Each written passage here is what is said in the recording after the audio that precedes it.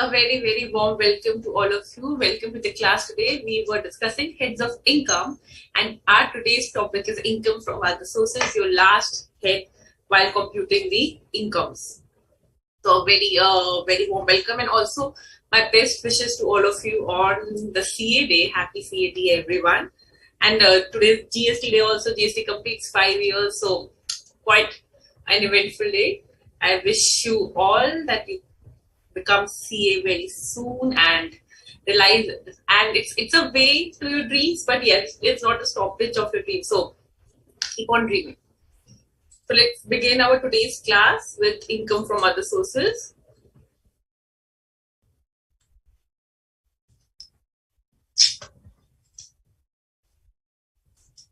So students, if you have any question for capital gain, I think one of you have said that, ma'am, please solve a full-fledged question. Pooja, definitely. If today's, because last class was obviously overextended, if today's class allows us the time, I'll definitely solve a full-fledged question on capital gain. Sure.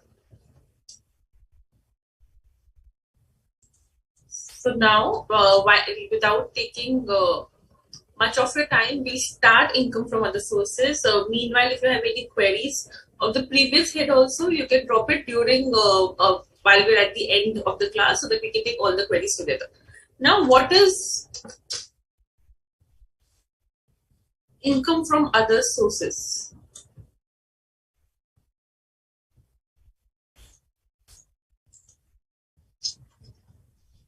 See, as the name suggests, there are there are 5 heads: salary, house property, PGBP, capital gain, and other sources. But as the name suggests, this source is like a residuary source. Residuary source means जो किसी और source में fit नहीं हुआ, it will come into my other sources income. You cannot say to the income tax authorities कि बाबा, you did not give me an option to declare an income under any particular head.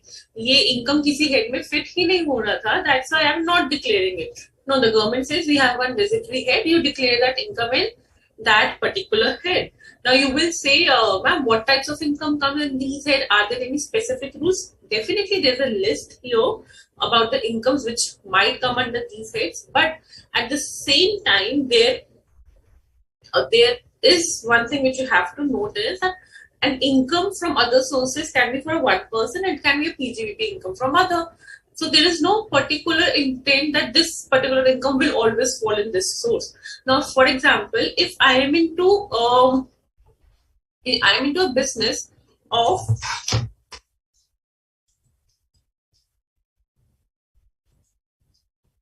letting out plant and machinery, like it's my business to give plant and machinery on rent. This is my business. So if it is my business, then this income, the rental income, would be part of my PGBP income and not my other sources income. But if my business is something else, and I let out the plant and machinery and get a rent on it, it will not be my PGBP income, it will be my other sources income. So again, regularity, nature of business, all of these things depend on how do you segregate your income. Just like I gave a loan to my friend and I got interest over it. So I'll take it as income from other sources, provided giving loans is not my ordinary course of business. Provided giving loan is not my ordinary course of business. So again, things you have to see is about the nature of business. Then you have to see the regularity of income, and then you divide it into it. A very, very common example, common question which comes is salary of MLAs or MPs. MLAs, members of Legislative Assembly of Vidhan Sabhas, and members of Parliament get salary. But they do not classify this salary as their salary income because there is no employer-employee relationship. They're getting a salary because of them being a member, not them being an employee. So that's why this salary never goes into my income from salary, because wahan ke charging section ke according, it is not an employer-employee relationship, so I cannot take it into salary. So even if the nomenclature is salary, we take it to income from other sources. You cannot take it to your PGBP income also because it's not from your business or profession. Hence, in salary of MPs and MLAs will always be your income from other sources. But on the same hand, salary of partners will never be of income from other sources. That will go to my PGBP head, because partners are performing business, and because of that business they are getting a salary, that is PGBP. And partners and firm are not employer employee, they're the same entity when we talk from the principles of law. But from the tax and perspective, there are two different tax entities, but they are not employer employee. That's why it goes to PGBP. So all in all, to give an overview, you have to understand again what type of income it is, number one, and what is my, whether it is being regularly received in due course of business or whether it is one time. So basis on that, you segregate to income from other sources or not. Now here also we have typically three sections which you have to remember: 56, 57, 58. 56 subsection 2 tells me about the incomes which will come from income from other sources. Section 57 tells me about that what deduction I can claim from income from other sources. And section 58 tells me what deductions I cannot claim or deductions which are not allowed. Okay. So in these three sections, हमारा सारा other sources get summed up. Now let's understand through a quick list that what will all come in my income from other sources. Number one, dividend income. Dividend income is when you get something on your shares which you have held, that would be your income from other sources. Casual income. Casual income, this word, students, I think you should remember now lifelong. Casual income, whenever someone is referring to casual income, they are referring to something which is very casual, which does not occur to everyone. It is something which happens to you, like winning from lotteries, crossword puzzles, race, including horse races, card games, other games, gambling, betting. So something which is not your general income, like a very casual income, it comes under this head. Now यहाँ पे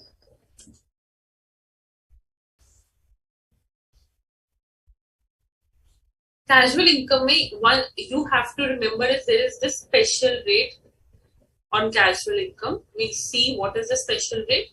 A special section happens on casual income. इसका rate would be flat 30%. Flat 30% is the special rate on this income without any deductions of expenses, or except in the case of horse races, and without any deduction from chapter 6A. Flat 30% पे you will tax. अब suppose you go to crore, कौन बनेगा करोड़पति?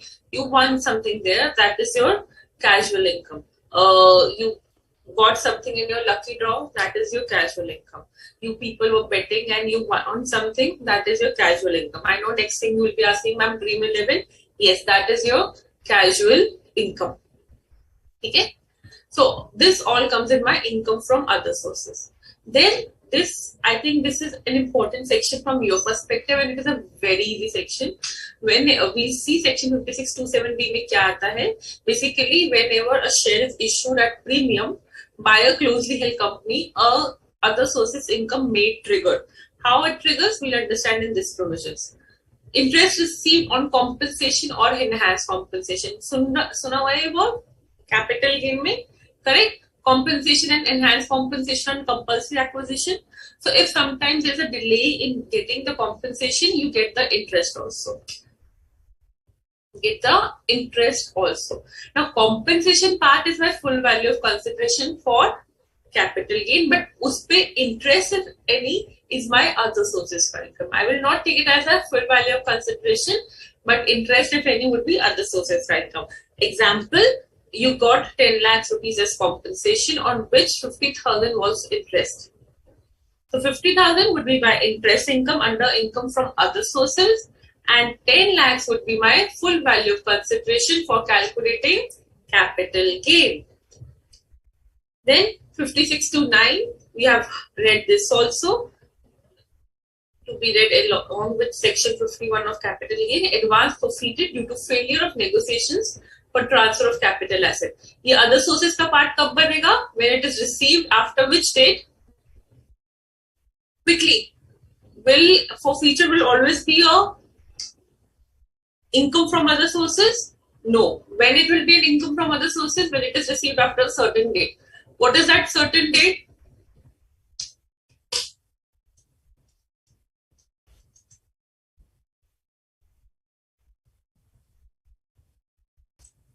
What is that certain date?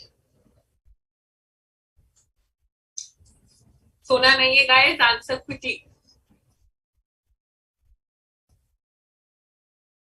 Yes, Gunjan, casual income flat rate is 30%.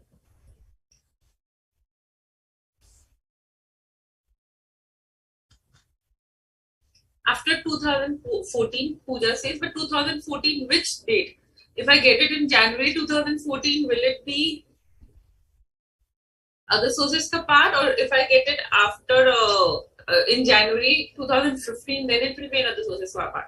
Never write the year, always write the date and the year completely. Okay? The first one to answer correct will get a shout out with okay. Yes. So Vishali says something which is received before 1st April 2014, that is correct. Absolutely. Would go to my cost of acquisition say less over when the transfer happens. And when if something is received after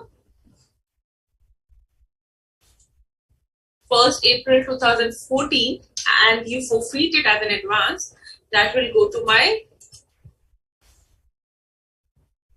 income from other sources. So here we are talking about all the advances which are received after or on or after, in fact, 1st April 2014. Yeah. Now this is everything which you should know. This and dividend income is something the most important and the most discussive section here. Sum of money or property received by any person. Is section को generally people call it as gift. Section 56(2) subsection 10. These all incomes are listed all under section 56 subsection 2, and there are sub clauses to it. So here section 56 subsection 2 clause 10, very important, which you call it as gift taxability. Now here you have to think yourself as a recipient. Recipient means जिसको gift मिल रहा है, who is receiving the gift.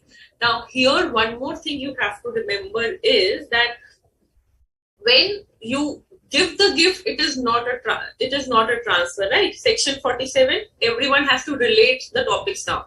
Section 47, giving a gift, not a transfer, right? But is it taxable in the hands of recipient? I am getting something for free. Is it taxable under the hands of recipient is something which we have to see. But at the same time, gifts from employer would be your salary income, right? Remember 5,000 wala limit? And gifts in business. One of your supplier gave you some gift. They gave you some coupons. One of your creditor gave you, a party gave you something. So gifts in business. आपको business की course में कुछ मिला है, that is your perquisites of business, and that is your PGBP income. So we are not talking about these two gifts here. Remember, we are talking about a general gift. If it is received from the employer, it would be my salary income. If it is received in the course of business, it would be my PGBP income, perquisited business, section 28. Okay, so please be very, very careful in doing these things and relate now the topics. Acha, usme bhi to padha tha, correct? So this is all about your basic things. Now let's proceed further.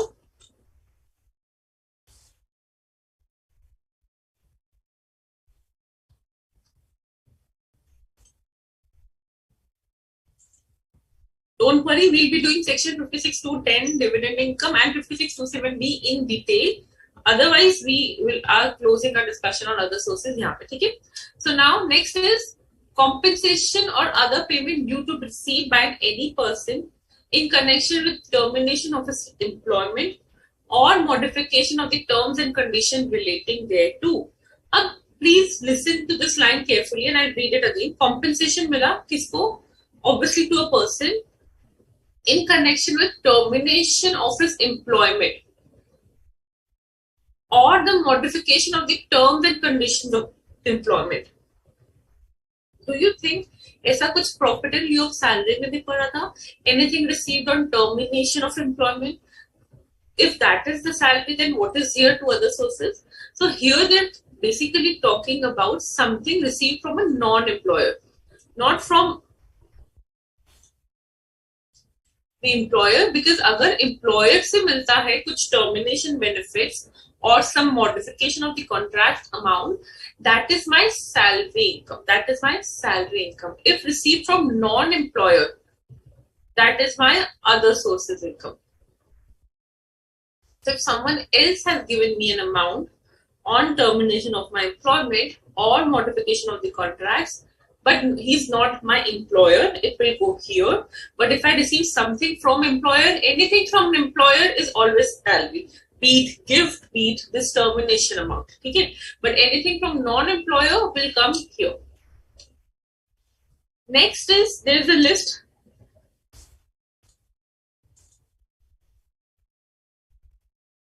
where these incomes are actually PGBP income, but they may not qualify as PGBP income and may be taxable here.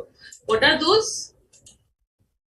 Any sum received by an employer from his employees as contribution to any provident fund, superannuation fund, other fund, welfare of employees.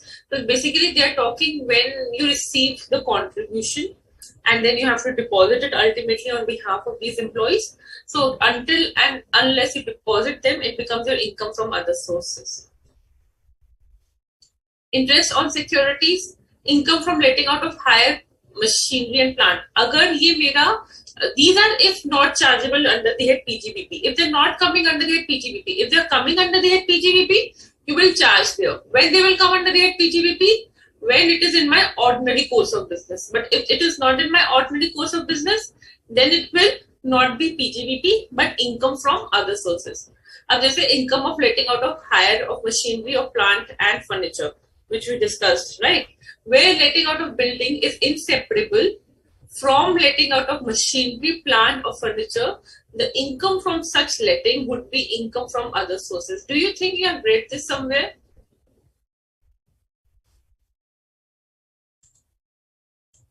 Because I remember it.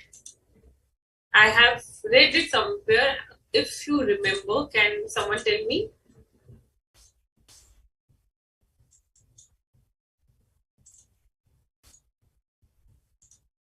Composite rent पढ़ा था कहीं?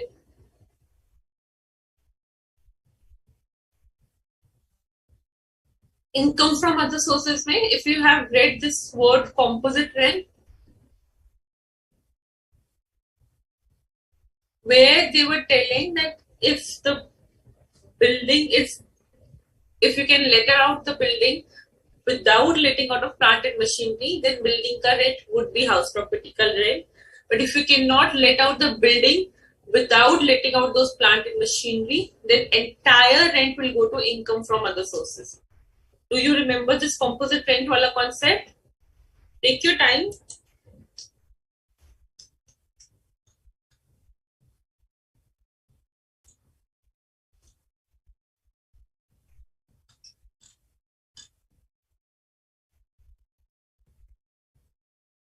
No problem, Sushil.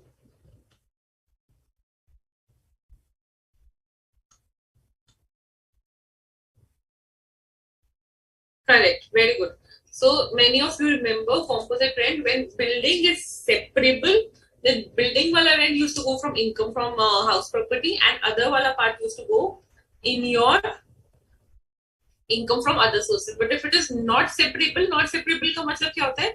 That you cannot let out your building without letting out your plant and machinery, then it is non-separable, then it goes into income from other sources, even if there is a building ka rent. Even if there is building ka rent. So that is the same concept which is there.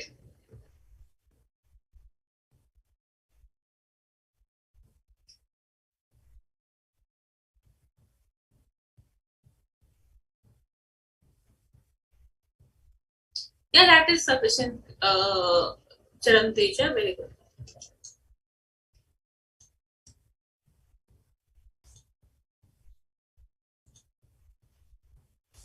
Then any sum received under keyman insurance policy, including bonus of such policies, if not chargeable to tax under the head salaries. If यहाँ पे keyman insurance policy क्या होता है? If you have an idea, keyman is the main man of business, the main man of the company. उनका insurance generally the company do, right? So if you are an employee and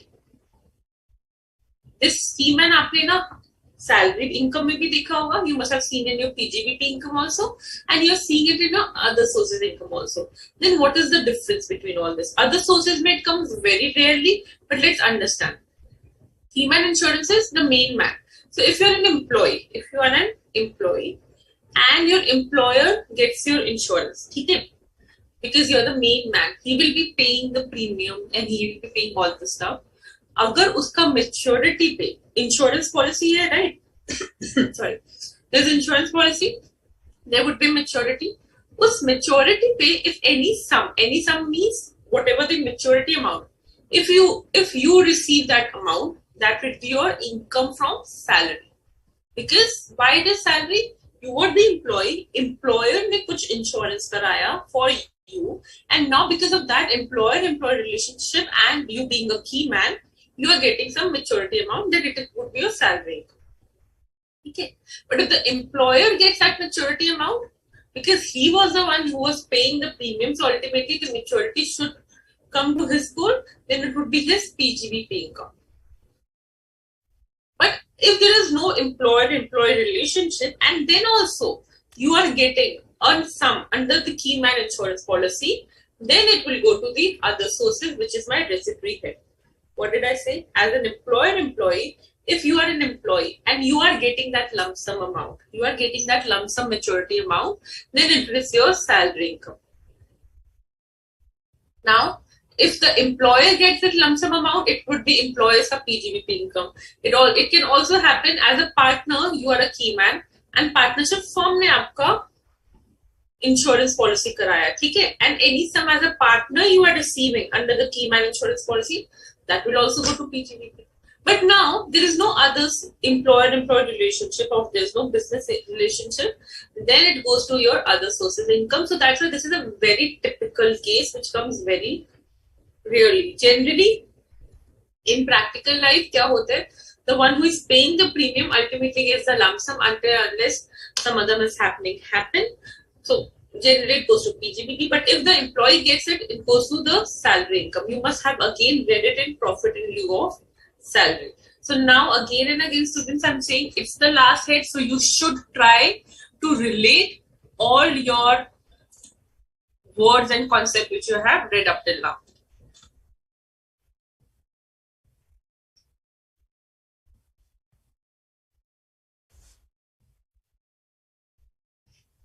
Again, last, any income chargeable to tax under the act but not falling under any other head of income. So एक तरीके से said it that कुछ भी blanket thing which is not coming under any head will go to this head of income. So the government has said clearly, you're not finding any suitable head, give it under income from other sources, but show the income. Do not escape the income just because it was not fitting under any head.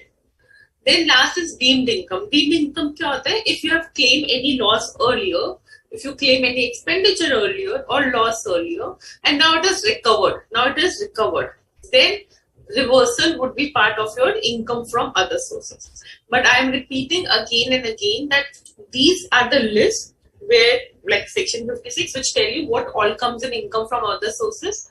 But now we discuss in detail your part, which is dividend, casual incomes का taxability, consideration received in excess of fair market value shares, and your any sum of money. Except those, all of things are discussed. इतना ही लिखा हुआ है in these specific provisions. ठीक है? So now let's begin with the understanding of dividend income. Extremely important.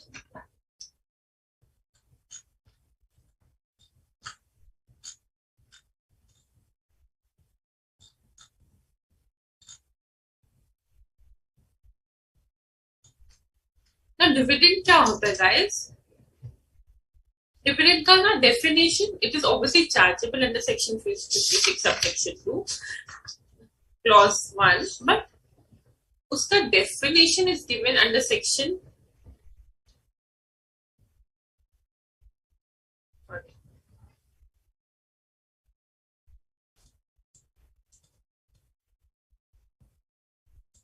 उसका definition is given under section 222. Not 222, 2 clause 22. So definition का section है. So as per this section, whatever is my dividend would come under my taxability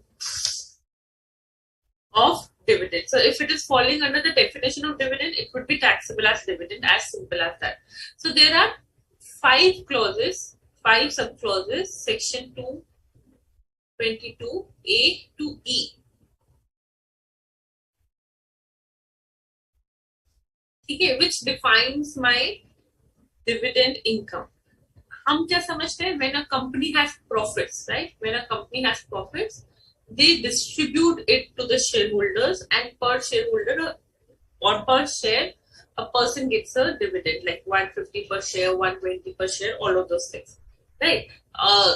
Giving dividend is a sign that yes, the company has profits, number one. Number two, it has sufficient cash flows to distribute the dividend. Hence, the company's position is comparatively strong. When a company declares dividend, you see the stock prices of that dividend, that share automatically increases. So, dividend distribution is again very important. I'll not talk about the past stories because in past dividend was exempt, then it got taxable. There are multiple things. So for you, if you know anything about dividend which is earlier, it's better to erase it. Okay, now we'll take it from the perspective which is applicable to you.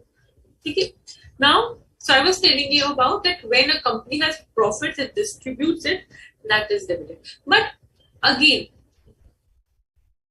having profit and distributing them only through one mode, which we understand is not only dividend.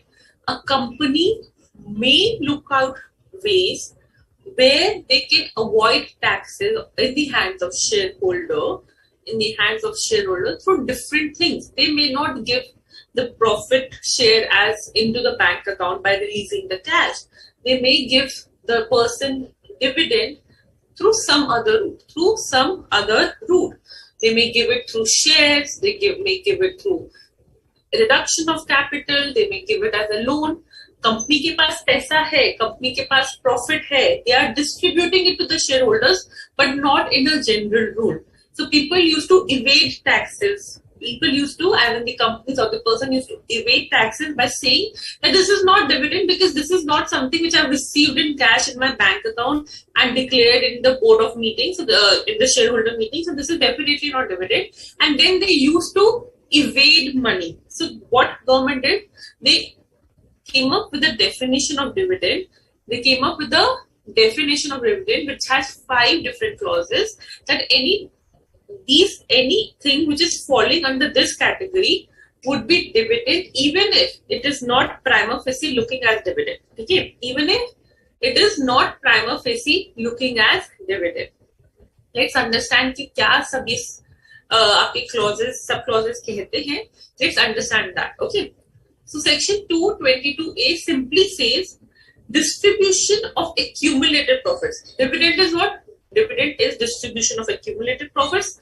This we all agree, correct? When the company has profits, from that some distribution happens, that is dividend, right? So distribution of accumulated profits entailing to the release of assets.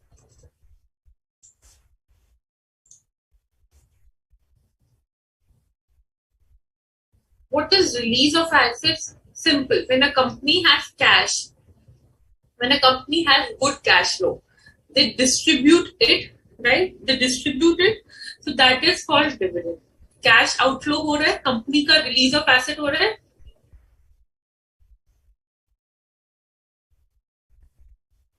Company का release of asset हो रहा है, right? So that is called dividend. Again, I told you distribution of profits है. So कितना part dividend होगा from the point of view, if I see what is the whole dividend, to the extent the company has profits, right? अब यहाँ पे you will see one term very commonly, that is called by a company to its shareholder, but entails to the release of all assets. See, oh, sorry. Any distribution of accumulated profits, whether capitalized or not. This term is something which you will be seeing often again. Accumulated profits, whether capitalized or not. What is whether capitalized or not? So there is a concept of general reserve, P&L balances, right? And then there is a concept of capital reserves. So this means a capitalized profit. Accumulated profit here, right? You have to understand the balance sheet now. You have profits, you have general reserves, you have P&L account का accumulated balance. Then this is my capital reserve. So when they say accumulated profits, whether capitalized or not, they want to include all the balances which are there in these reserves. Now from this, any distribution is happening. That is dividend. So if a company has accumulated profits of 5 lakhs and they have distributed it, that is dividend, because releasing of asset क्या है? Bank account company का release हो रहा है. The company's bank account is getting released. This is a typical case of general dividend which we understand. अभी तक बचपन से आज तक which we understand कि profits को distribute करना is dividend. This is what this mean. But इसको technically कैसे लिखा है? How it is written technically? That accumulated profits, whether capitalized or not, given to shareholder, which ultimately result in release of the assets of the company, which ultimately results in the release of the asset. And what is release of the asset? So company का bank balance release हो रहा है या cash account release हो रहा है. Okay, so this is the typical dividend which we used to understand since we know the term dividend. So suppose the general reserve का balance is 1 lakh, P&L का reserve का balance is 5 lakhs, capital reserve का balance is 5 lakhs. So 11 lakh तक company अगर कुछ भी shareholders को देता है, 11 lakh तक कंपनी कुछ भी शेयरहोल्डर्स को देता है, that would be dividend. If company gives over and above something to the shareholders, that will come into other taxability, but that will not be dividend. That will not be dividend. If the company is giving anything over and above the accumulated profits तक जो है, that would always be dividend.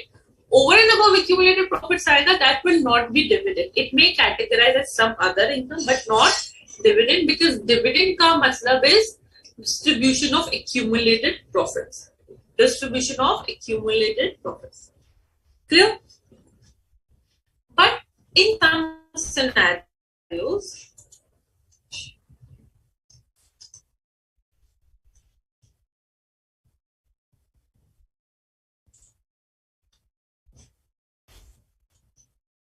so section 222A, talks about release of assets of the company to the extent of accumulated profits, whether capitalized or not. And this is what we call as dividend, जो हमने बचपन से समझा, right? But then there is another 222B. Ma'am, what is 222B? 222B talks about distribution of accumulated profits again, but in the forms of, please listen carefully, debentures, debenture stock, etc. to equity shareholders,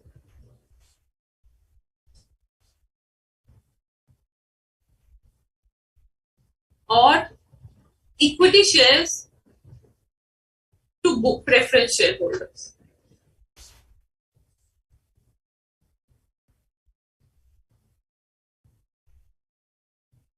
हम यहाँ पे क्या समझ रहे हैं? Dividend का definition.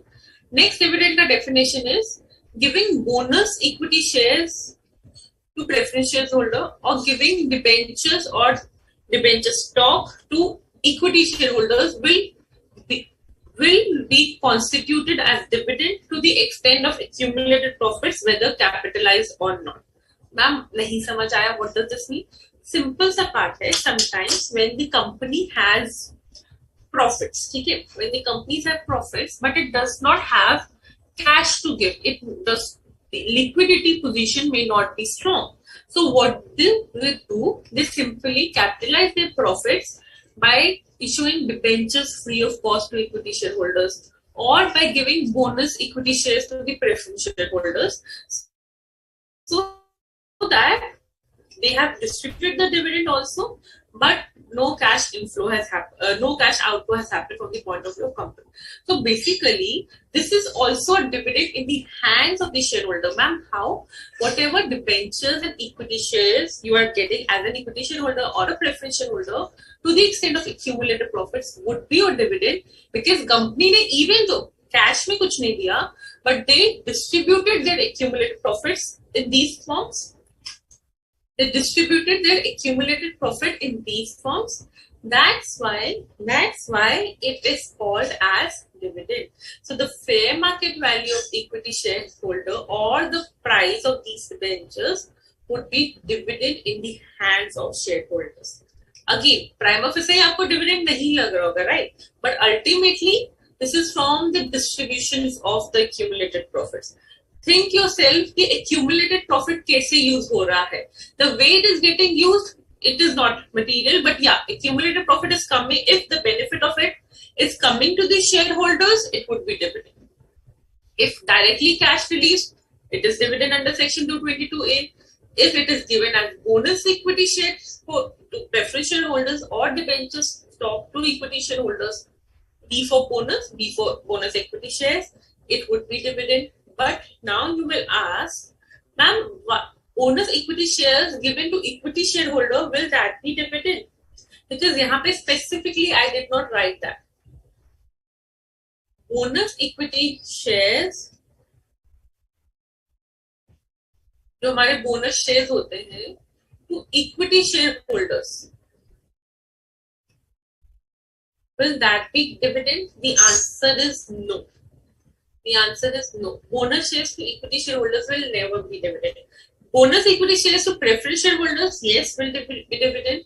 Equity shareholders for debentures and debenture stock देना, that will be dividend. But bonus equity shares to equity shareholders will never be a dividend. Obviously, you will ask why. See, मेरा earning per share था 100. When earning per share था 100, when I held 50 shares. So 5,000 earnings आ रहा था for 50 shares. That's why earning per share EPS was 100. Now because of this bonus share which I will get, earning per share तो उतना रहेगा. Suppose I got 50 more bonus shares. Okay, I got 50 more bonus shares. My EPS got reduced as a shareholder. Right. So bonus shares issue होने की वजह से nothing is happening. Only my profit is getting diluted. That's why bonus shares in the hands of equity shareholders is never ever a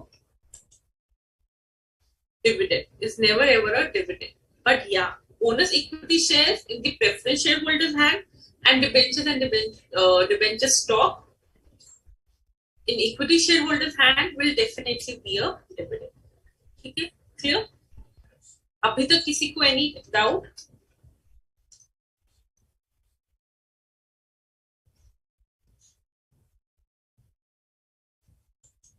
Students at your level, हम intermediate level पे हैं, we inter level पे हैं, we understand कि dividend का बहुत ही typical definition है जो कंपनी declare करके आपको account में देती है. No, there were many routes through which people used to distribute their accumulated profits to the shareholders and were not covering under the definitions of dividend just because there was not any release of assets.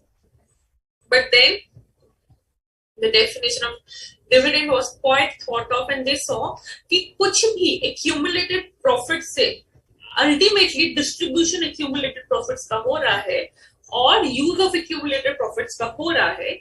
If accumulated profits are getting used or distributed, be it in any form, and ultimately the benefit is coming to the shareholder, it would be dividend. ठीक है, it would be dividend.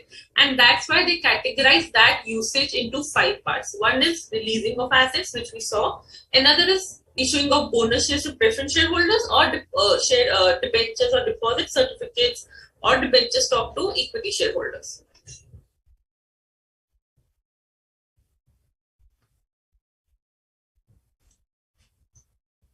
ठीक है?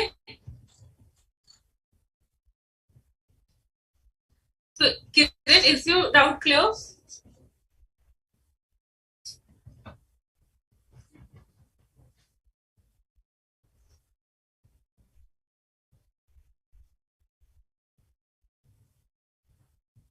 Mohammad Farad, this question would be answered in your Sunday's class. Okay?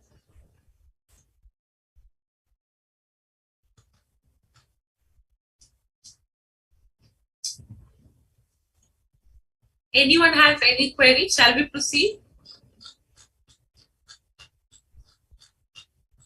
Great. Ankit, Sakshi, Khushi, Manu, anyone has any specific query? Okay.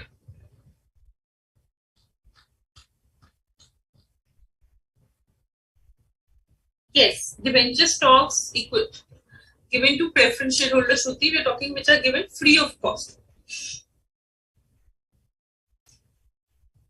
Because again, see, again and again, I'm saying accumulated profits को वो use कर रहे हैं. They are using accumulated profits, but not by the general route of giving that giving or distributing them into the shareholders account, but through other ways. So the government simply says accumulated profits का usage to the extent capitalized or not, it does not matter, will be your dividend. But let's see in which form.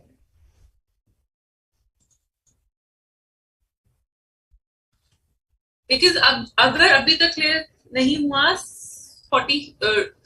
222C is very important, extremely important, because उसका is relation is there to capital gain which we dropped.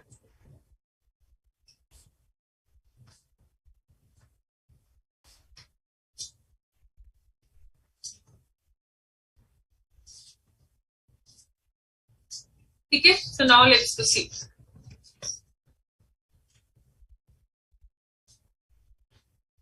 Preference shares को yes equity shareholders दे सकते हैं, happens very rarely, but yeah, there is no restrictions कि you cannot give.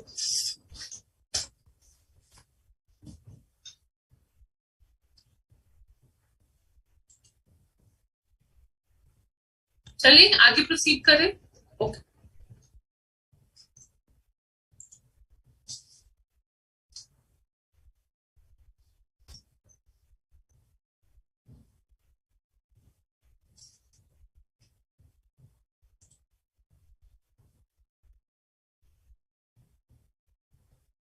$222A clear, $222B clear. Now we come to $222C.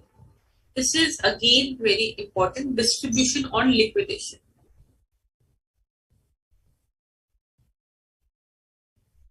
Now liquidation means when the company goes into closure, right? We all know सबसे पहले the rights are clear for the third parties, then employers, your operational debts and all these stuff. Then you go to debent, your other liabilities are clear, your loans are clear, your debentures are clear, and ultimately what is left is equity shareholder, right? Agreed? Yes. Now equity shareholder बचा है. अब company अपने assets या cash distribute करेगी shareholders को, who are the final owners. Shareholders are the final owners and they get everything at the last. ठीक है, company had cash of 15 lakhs, company had assets of 20 lakhs, 35 lakhs company ने shareholders को बांट दिया. This happens on liquidation, we all agree, right? Liquidation में this is what happens. Correct? Yes. But here the share capital was of 30 lakhs and P&L balance was of 5 lakhs. Company distributed 35 lakhs to the shareholder, okay, in the form of assets and cash, whatever they had. Now think yourself as shareholder, they would, or let's bring in Mr. X, okay. So they say that any distribution by the company on liquidation to the shareholder to the extent of accumulated profits. To the extent of accumulated profits would be dividend. So 35 lakhs जो shareholder को पटा, उसमें से to the extent of accumulated profit. What is my accumulated profit? 5 lakhs is dividend. Why? Because obviously if the company is giving you over and above the dues, which is your share capital, they're distributing the profits. They're distributing you the profits. That profit is what? Distribution of profit is always dividend. So even if अगर वो liquidation पे भी हो रहा है, then also it would be my dividend. Any distribution of accumulated profits, whether capitalized or not, at the time of liquidation would be your dividend to the shareholders. ठीक है, यहाँ तक clear, definitely. But now capital gain को इसके अंदर थोड़ा सा डालते हैं. मैम कैसे? You were the shareholder. Suppose of 1,000 shares.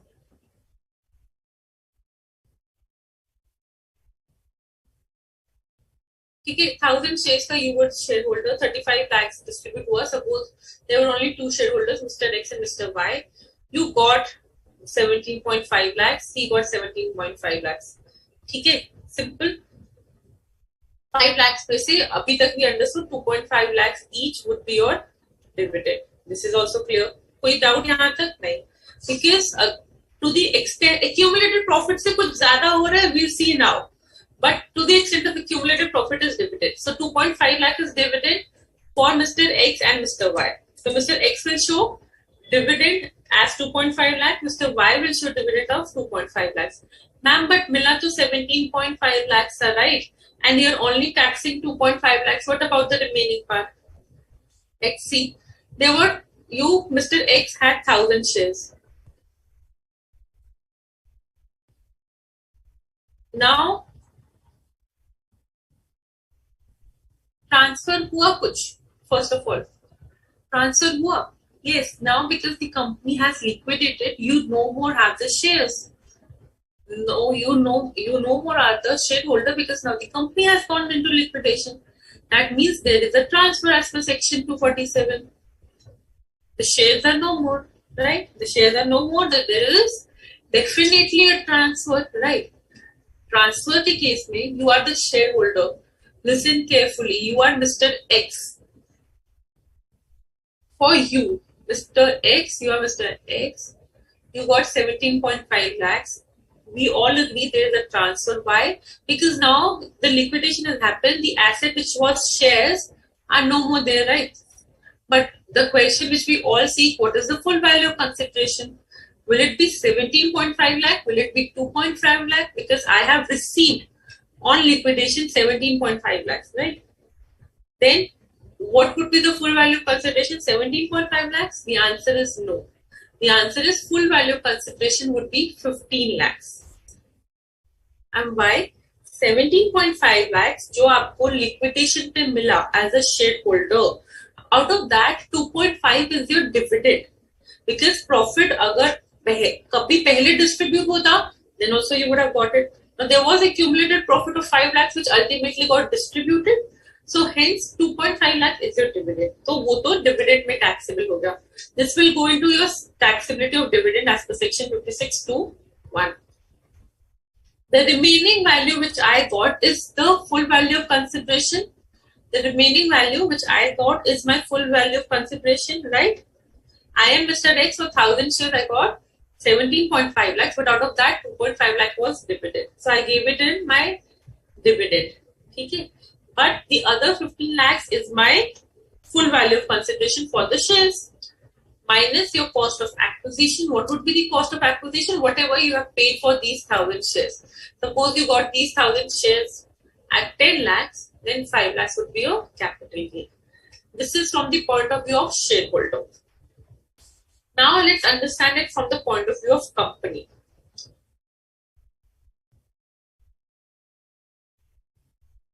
Now let's understand it from the point of view of company. Now company का क्या है? You are now the company. Company का ये asset transfer हो गया to shareholders, right? Company का ये asset transfer हुआ to shareholders. Yes or no? Yes. But this asset transferring, this transfer of assets is not treated as transfer in the hands of company as per section 46, and hence nothing is chargeable to tax in the hands of company. So any transfer of assets at the time of liquidation to shareholder by company would not be treated as transfer, number one.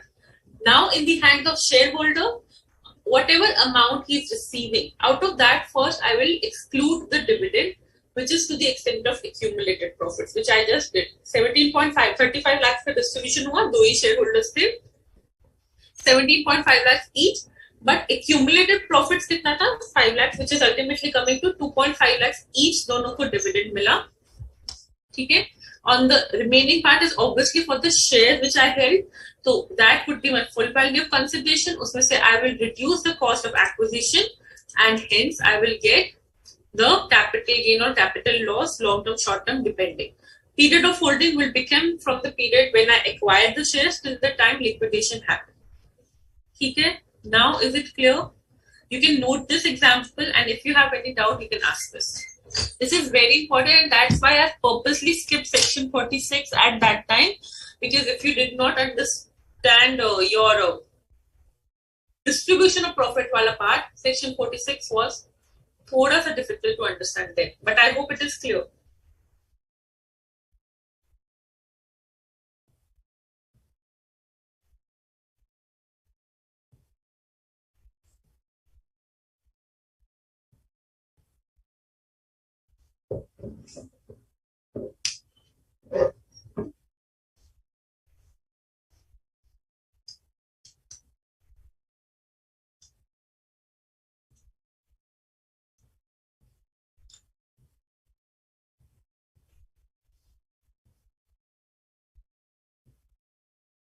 Chaturanja, that happens very rarely, so that's why it is not covered here.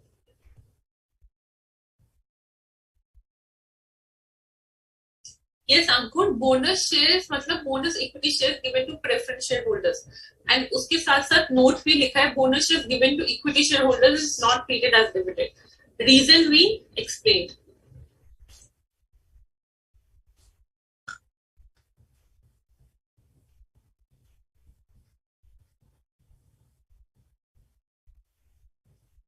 So Himanshu has a very smart point. Himanshu says, "Ma'am, if those asset on liquidation is first, और आपने कहीं कभी पहले assets बाहर बेचे, उससे cash मिला, right? And then cash आपने shareholders को दे दिया, right?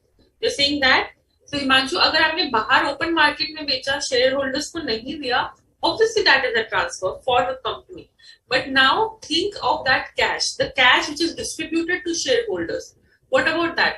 To the extent of cumulative profits would be dividend, and the excess amount would be treated as full value of consideration of shares of in the hands of your shareholders. ठीक है?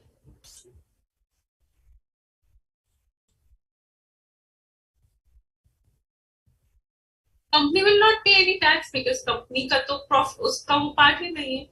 But if you're saying कि सब कुछ distribute कर दिया that week by then नहीं. Shareholders को distribute करने से पहले company has liquidation does not happen like that कि okay now we are closing.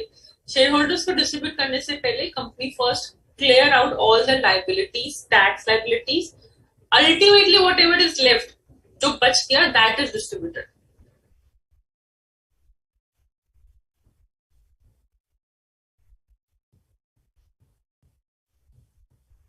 Since the company is getting liquidated, but वो capital asset जो transfer हुआ from the company to the shareholder, the fixed asset suppose it was transferred, that is not a transfer in the hands of your company. It is an exempt transfer.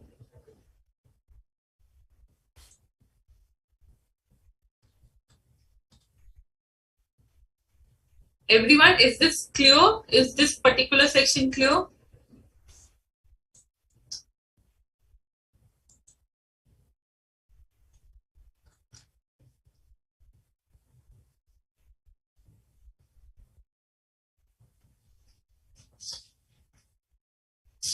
See, we'll proceed only if I get a go ahead from you. You want to note the example?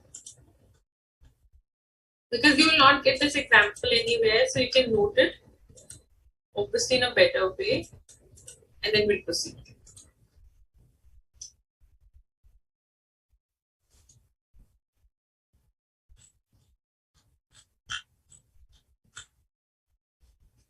Pakka se, keep yourself, very good. Keep yourself taking two different entities. Pehle think from the point of view of shareholders, then think it from the point of view of company.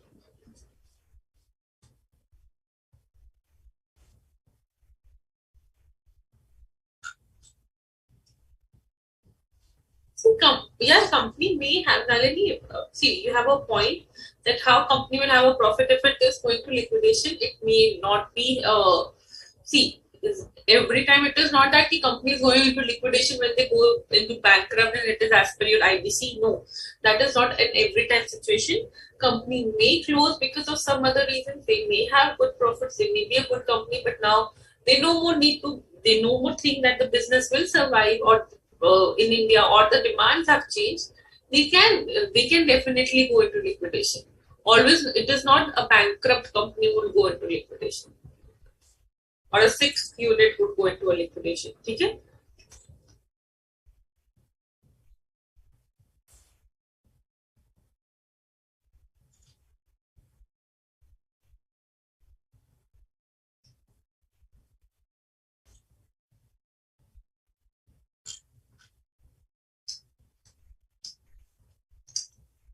So with the team type का हमने the use of accumulation profit देखा. One was direct release of company's asset, that is dividend. Another was using accumulated profits by distributing debentures, deposit certificates to shareholders and bonus shares to preference shareholders.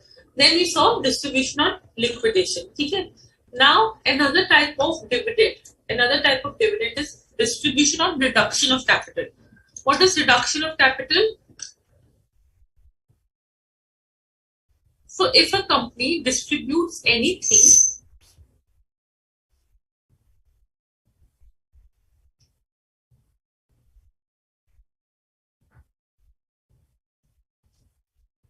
if a company distributes to its shareholders on reduction of capital to the extent to which the company possesses accumulated profits, whether capitalized or not, is called dividend. नहीं समझ आया? No worries. See, section 222D says मेरा rupees 10 का share था, right? Now I am reducing that share का face value to rupees say 8 per share. So 2 per share मैं company को distribute कर रही हूँ. Sorry, shareholders will distribute it back. And it is not a buyback because I have not taken the complete share. I have just reduced a capital. The entry would be simple.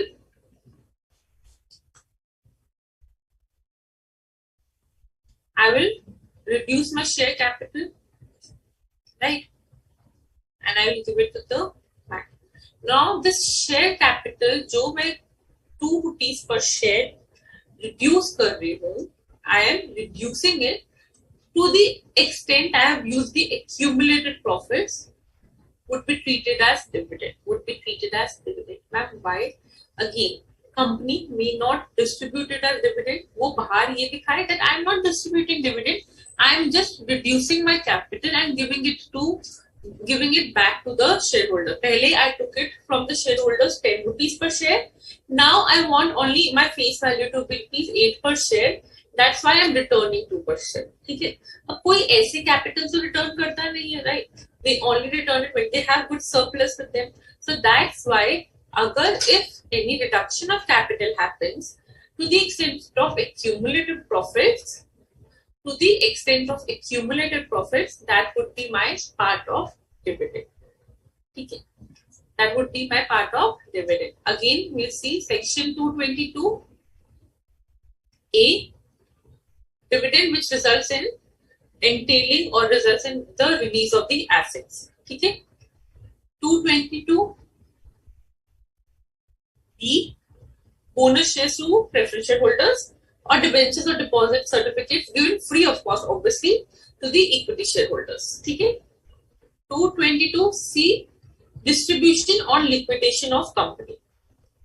222D, deduction of capital. Okay. This is clear case of dividend. These we are saying that it is to be treated as dividend even if it is not prima facie dividend. That's why it comes under the category of deemed dividend. So अगर कहीं deemed dividend word सुन लिया तो do not say कि ma'am deemed dividend तो आपने पढ़ाया ही नहीं. ठीक है. So this is deemed dividend, and but they all are under the definition of dividend. Okay. Now last and the most important, 222E.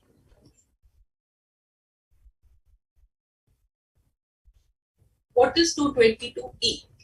This is also a category where it is not a prima facie distribution of assets and treated as dividend, but here also company plays with the accumulated profit to give a benefit to the shareholders. Let's see how.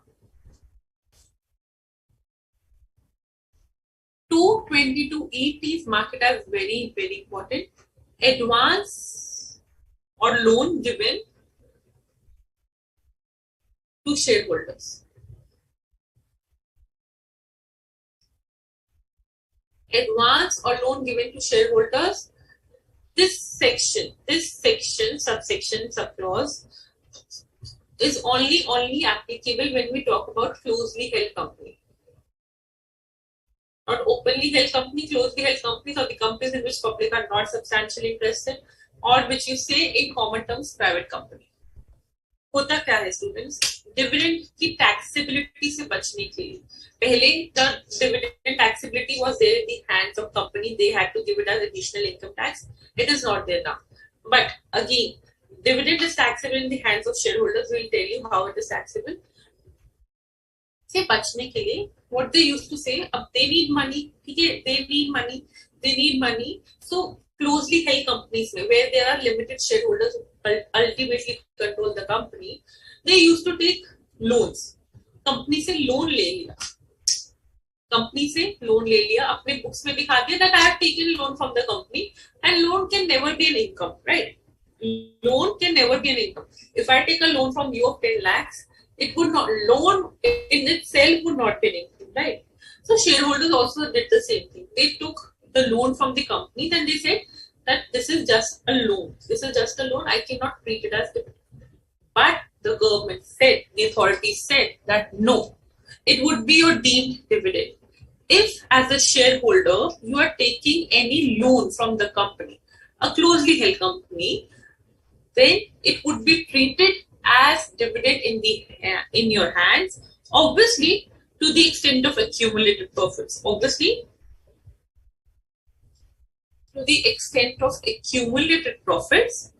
Because we will say that आपने dividend ना लेने की तरह, you had accumulated profits, your company had enough profits, but instead of showing it as a dividend, they have given you it as a loan. But ultimately it is distribution of profit. Ultimately it is the distribution of profits, and hence it would be deemed to be a dividend. What did I say? Loans, company loans क्यों देती थी? Just to protect themselves from the taxabilities of dividend. But now the Act clearly says that any advance or loan given to shareholders to the extent of accumulated profits, obviously in the case of closely held company, would be treated as dividend.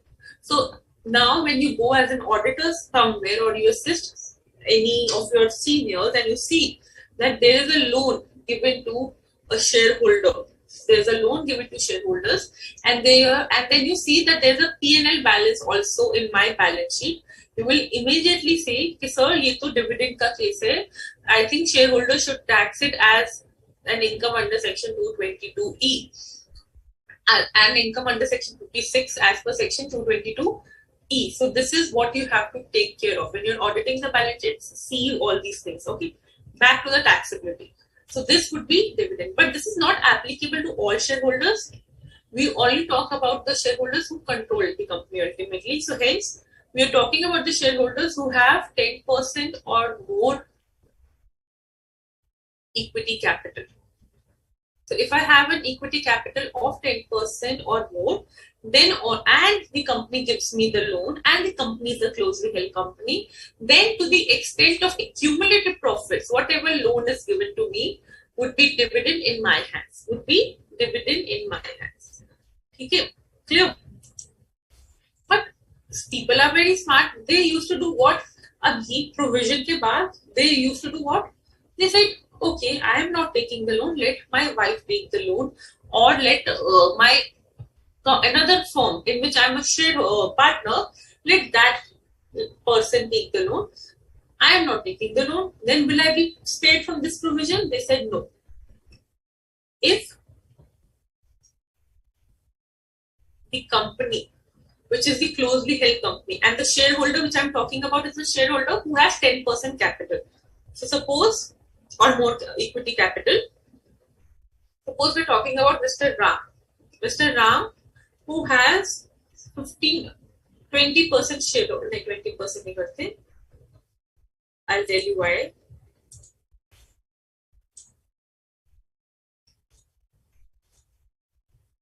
If Mr. Ram, who has 28% shareholding, okay, in a company, and he gets a loan, that will be qualified as dividend to the extent of accumulated profits. Why are we saying again and again to the extent of accumulated profits? Because dividend means only to the extent of profits, not beyond that. Okay. If any loan is given to this person, Mr. Ram, that would be treated as dividend to the extent of accumulated profits. Since we are talking about a closely held company and the shareholder owns more than 10% or more of the equity capital.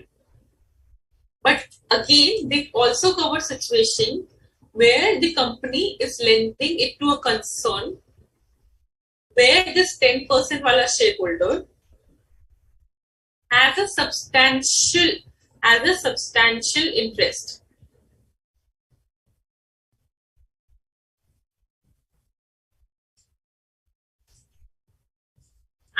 I say that company is giving it to a concern. It can be any concern. It can be a company. It can be a firm. It can be an HUF. Any concern where this shareholder, where the shareholder who 10% wala has a substantial interest. So if the company gives a loan to ABC Private Limited, where Mr. Ram, who was holding 28% shares here, also has 30% equity capital here. Then this concern को अगर company loan देता है, if this company gives loan to ABC Private Limited, where this shareholder has a substantial interest, then also this loan would be treated as dividend in the hands of this shareholder. Again, I'll say, if the company lends a loan to any concern in which this shareholder holds a substantial interest, then this loan would be treated as dividend income in the hands of shareholder. Clear? But you will ask, now what is substantial interest? Student, substantial interest का ना कहीं एक definition नहीं है. This term is used multiple times in the Act. Okay, and for each section where it is used, there is a different substantial interest per percentage. So for section 222E, substantial interest means when you have 20% or more share in the income, 20% or more, at least 20% share in the income, or 20% profit sharing ratio, or 20% or more equity share capital. Okay, that is substantial interest. And when a person has substantial interest, because इसका 20% से ज़्यादा interest था ABC Private Limited ने, and company gave loan to ABC Private Limited, that's why this loan is treated as dividend in the hands of this shareholder. So company ने shareholder को ना देके, he gave it to any person on behalf of shareholder, that would also be treated as loan in the hands of shareholder. Here.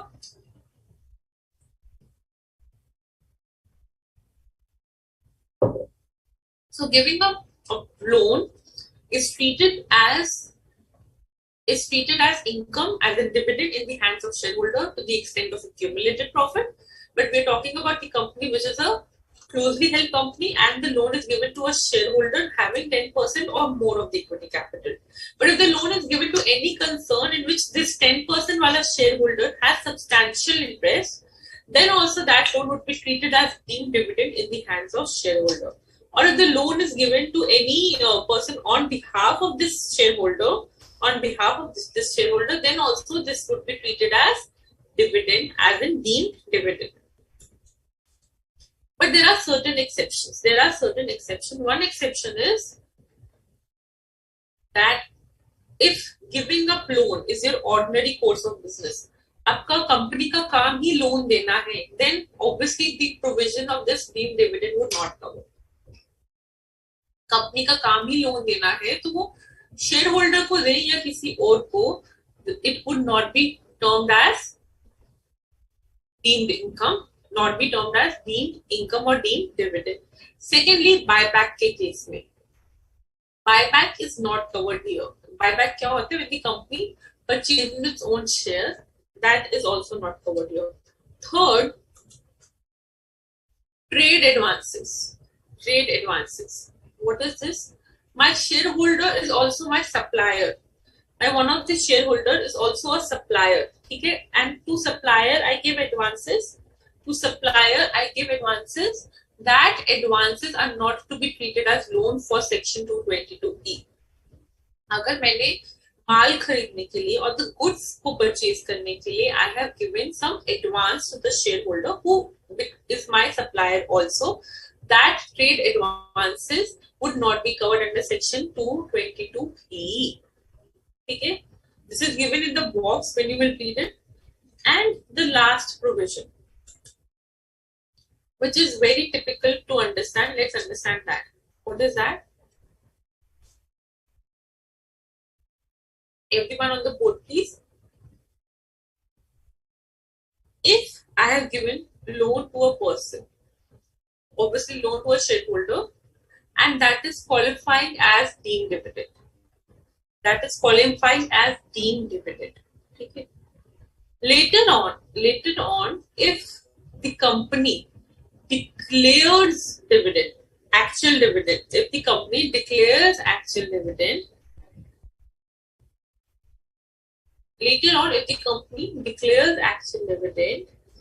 then and the loan is set off with the dividend,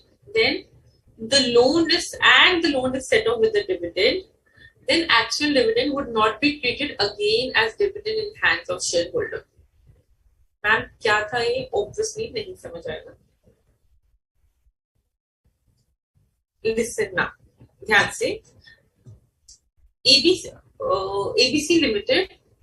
Private Limited gave a loan of 5 lakhs to X a shareholder,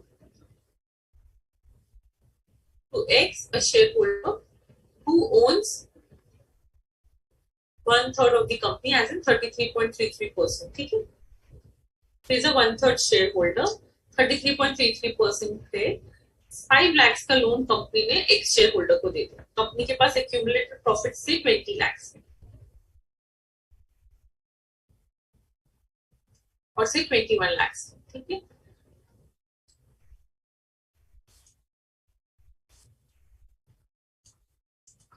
company के पास accumulated profit से 26 lakhs की 5 lakhs का loan company ने X shareholder को दे दिया. Okay. Have the quit out? No. So you would say, ma'am, as per section 222E, 5 lakhs is to be treated as dividend in the hands of X. Because 26 lakhs का accumulated profits था and 5 lakhs rupees X shareholder को दे दिया. I'll say okay, ठीक है, there are 2 more shareholders, Y and Z. I'll say okay because as section 222E, any loan given to the shareholders having 10% or more of the equity share capital to the extent of accumulated profits would be treated as dividend. No problem. Now later, अब कितना balance बचा accumulated profits में? 21 lakhs. Later, the company declared the dividend of this entire amount. So basically, each shareholder will get 7 lakhs each. ठीक है, 7 lakhs X को, 7 lakhs Y को, 7 lakhs Z को.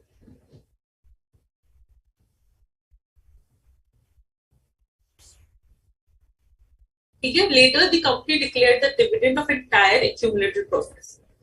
Now, what will happen? If X is getting entire 7 lakhs, if X is getting entire 7 lakhs, obviously Y and Z के लिए 7 lakhs are dividend as per section 222A. If X is getting entire 7 lakhs, then entire 7 lakhs would be treated as income in the hands of X. अगर X के account में entire 7 lakhs gets credited as dividend, so entire 7 lakhs would be treated as income in the hands of Mr. X. But if X does not get 7 lakh and the company say कि 5 लाख का loan तो हमने आपको दिया ही हुआ है, right? So we'll give you only 2 lakhs rupees. We'll give you only 2 lakhs rupees. Loan को set off कर देते हैं. लोन को dividend से set off कर देते हैं. Again I say 7 lakh का dividend company had to give, but 5 lakh का loan is already outstanding in the name of Mr. X. So let's set off the loan from the dividend. Let's set off the loan from the dividend, and company only paid 2 lakhs rupees to the shareholder. Then how much would be the income taxable in the hands of Mr. X? 2 lakhs rupees, not 7 lakhs, because the dividend, actual dividend, which is set off with the loan amount,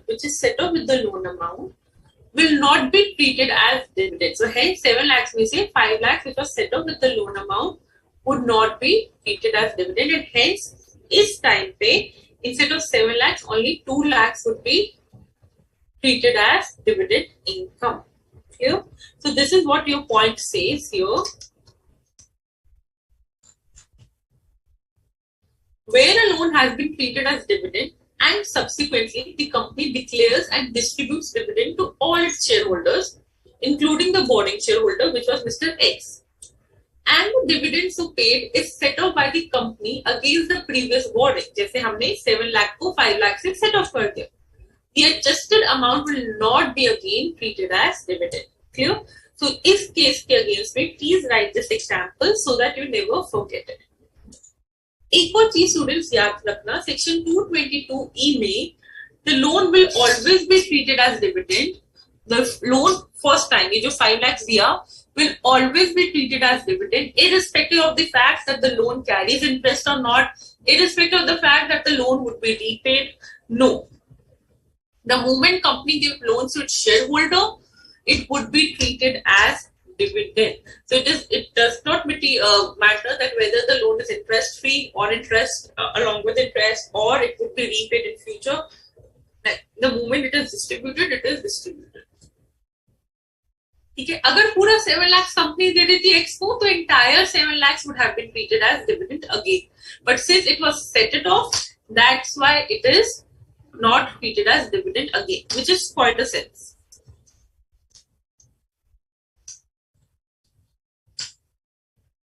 अब किसी को कोई भी query है from the entire dividend part, but just let me explain you. Dividend will always be taxable when it is received, irrespective of the fact to whichever year it entails to. अगर मुझे आज dividend मिल रहा है, it is my income of year 22-23, irrespective whether the dividend is for the profits which the company earned previous year or before that. When the dividend is declared and paid in that year, it is taxable. Okay.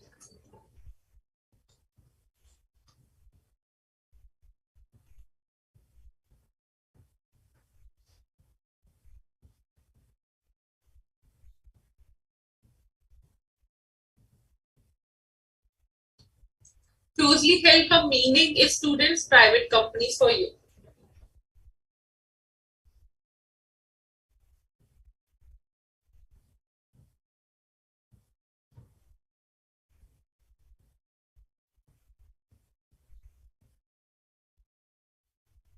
Same to you, Mohammed Farad.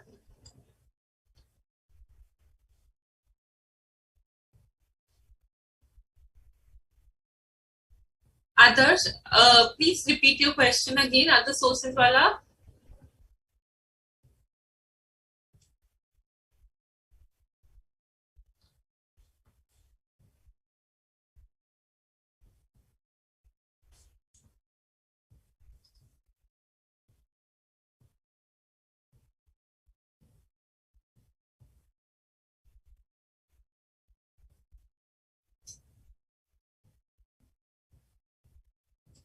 So Prabhat says, ma'am, study material mein it is written any distribution made out of the profits of the company after the date of liquidation cannot amount to dividend.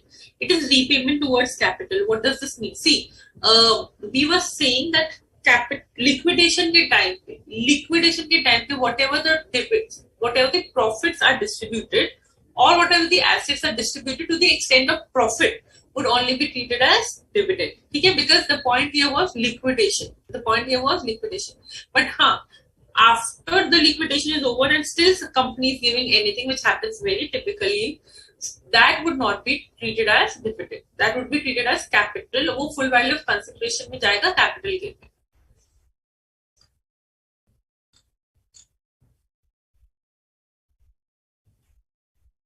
Yes, Akashni, dividend is taxable in the year of receipt. So section 222A में अगर जिस दिन asset entails आपके account में आया, then you will tax. 222B में when the shares are allotted to you or the debentures is given to you, then you will tax. Liquidation के case में when the assets are distributed, then you will tax. Or reduction of capital में when you have received the amount, you will tax then. 222E में जब loan मिला उस year में you will tax it as dividend.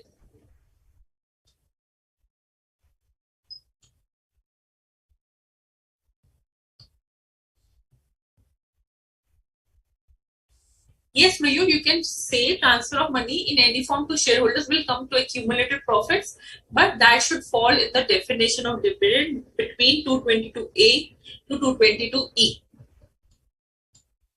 Relatives covered specifically नहीं है, but हाँ, if you give it to any relative on behalf, company को loan देना is not कंपनी दिखा ऐसे नहीं जनरली दिखा सकती that I have given a loan. You have to show for whom you have given the loan. So on behalf of the shareholder, if you are giving it, it would be treated as dividend.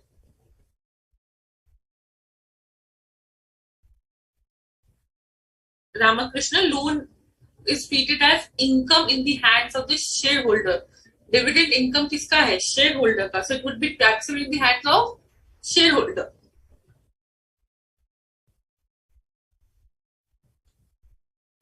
Loan given to subsidiary, if subsidiary is a shareholder, then it will come, otherwise it will not come here.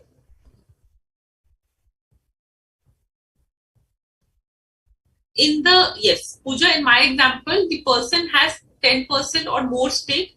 See, the shareholder should have at least 10% equity shareholder stake. And in the concern, if we are talking about the concern, except the shareholder, जहाँ पे company loan दे रहा है, that shareholder which has that 10% stake should have a substantial interest.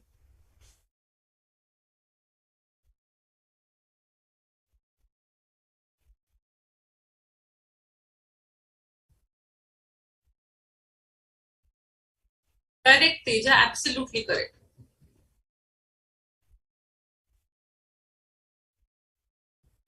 No, Mayur, see, repayment का concept यहाँ पे नहीं apply होता. Again, I told you, repayment interest does not apply. The moment you're giving it as loan, that means the company has distributed the profits.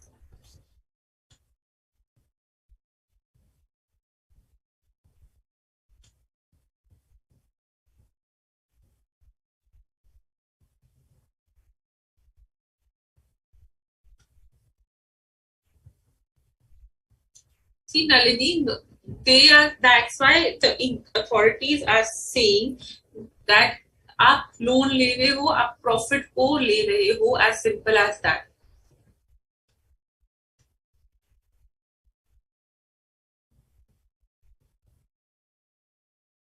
Farhad, I'll come to this doubt of adjustment of losses. Today is not the day. Set off वाला class होगा Sunday को, उसमें we'll do. Beneficial और actual owner को भी आदर्श I will explain.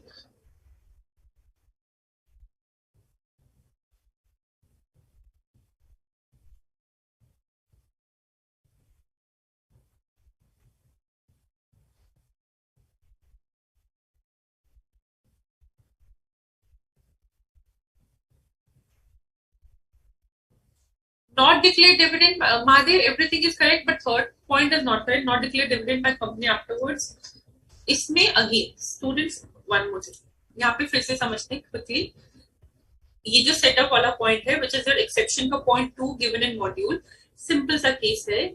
When the loan is given and the company has accumulated profits, at that time when the loan is given, that would be treated as dividend in the hands of the shareholder who has obviously this पूरा section sub clause is only applicable when two conditions are met. One is the company we're talking about is a closely held company.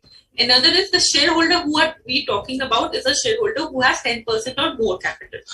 Okay. So when 5 lakhs the loan is given to the shareholder, it would be treated as dividend. Later, if the company declares dividend to all shareholders, and the company does not pay to the borrower wala shareholder the entire amount but set it off, then the amount which is set it off would not be treated as dividend. क्योंकि 5 एक तरीके से company did what? Company ने 7 lakh का dividend declare किया, but 5 lakhs पे already they said that it is treated as dividend. We'll only give you 2 lakhs, which is basically setting off. So that's why 5 lakhs plus 2 lakhs only would be treated as dividend. यहाँ पे अगर company would have paid entire 7 lakhs to X, then 5 lakhs earlier and 7 lakhs later would be treated as dividend. Clear? And now in this case of concern, यहाँ पे क्या है? We are talking about the shareholder who has 10% or more equity capital. Company बचाने के लिए क्या कर सकती है? Shareholder को लोन ना देके किसी और concern को loan they they, right? So if that concern to which the loan is given, the shareholder has substantial interest in that concern, then this loan would be treated as deemed dividend in the hand of shareholder. So, and what is substantial interest? Substantial interest means when you have 20% or more profit sharing or an equity share capital in that concern. किसका substantial interest is shareholder का substantial interest. कौन सा shareholder? The shareholder which had 10% or more equity capital in company, main company. So shareholder point of view say first you have to see whether the shareholder is covering under this section. You have to see 10% wala limit. But concern to which the shareholder has a substantial interest, उसमें you have to see the 20% wala limit. अगर my shareholder holds only 2% of equity capital and the concern in which the loan is given, वहाँ पे shareholder is a partner of 50% shares, 50% profit, sorry. Then will it be covered here? The answer is no, because पहले the shareholder should have that 10% stake in the company, and secondly, when the loan is given by the company to any third party or the concern, that concern में this 10% वाला shareholder should have substantial interest. ठीक है? If the concern में 10% वाला shareholder does not have substantial interest, it will not come here. Or if the concern में the shareholder we are talking about is a 10% वाला shareholder, 222E would not be applicable. ठीक है? So I believe, Pooja, this answers your question. Correct. Adjustment of loan and later actual dividend would not be considered as would not be considered as dividend at all.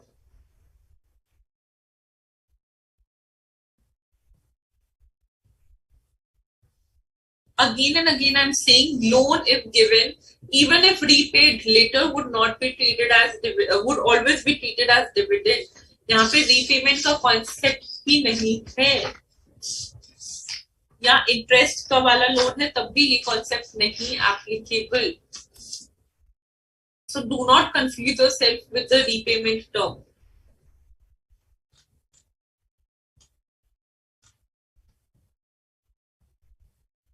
Beneficial owner and actual owner. Actual owners are the owners, obviously, who are on the paper. Beneficial owner is ultimately the owner who will get the benefit of it. If suppose I am the owner, or suppose my father paid a consideration to a particular property, but ultimately the benefit of that property would be enjoyed by me, and ultimately whatever would be there from the property would be given to me. I am getting the benefit from that ownership, so I am a beneficial owner.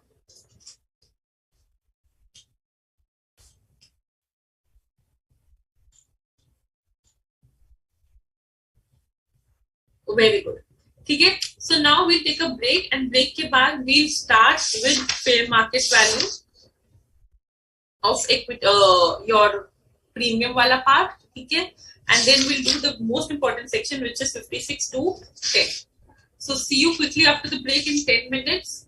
Please go eat something and come back. Thank you.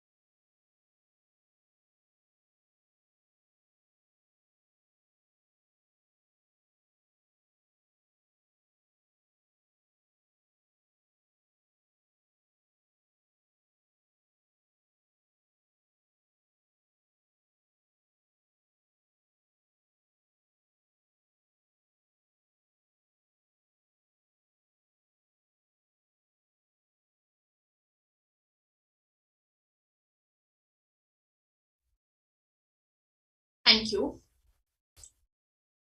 So welcome back after the break. Now let's begin with the next section. So section 222, again I'll say section 222A to E covers about my taxability, covers about my definition of dividend, and section 56 to 1 में this dividend is taxable. ठीक है? Now when we will study further about casual incomes. Or casual income की taxability will come later. Next important section which we'll study is, this is the easiest section to be very honest, section 56.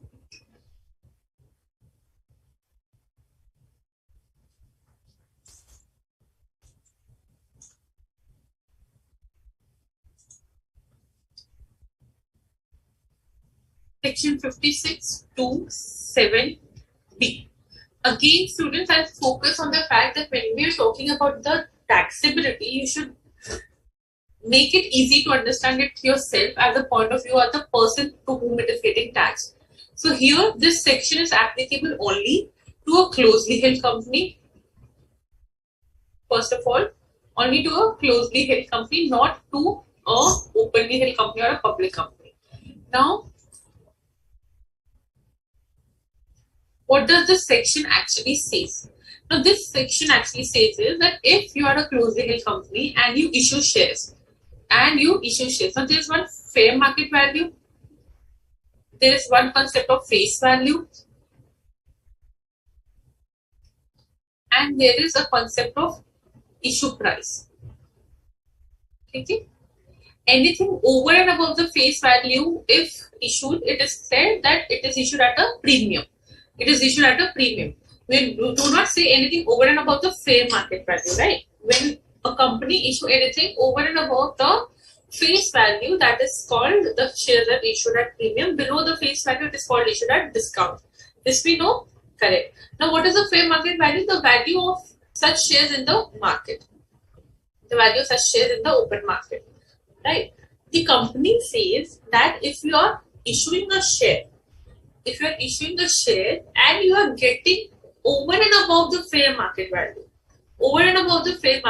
यानी market में उस share का price 20 है, but somehow you are able to fetch 45 rupees per share. That means this 25 rupees का जो difference है, that is an income in your hand, because this is over and above the fair market prices which are there. That means this 25 per share का part would be treated as income from other sources. For whom? For the company.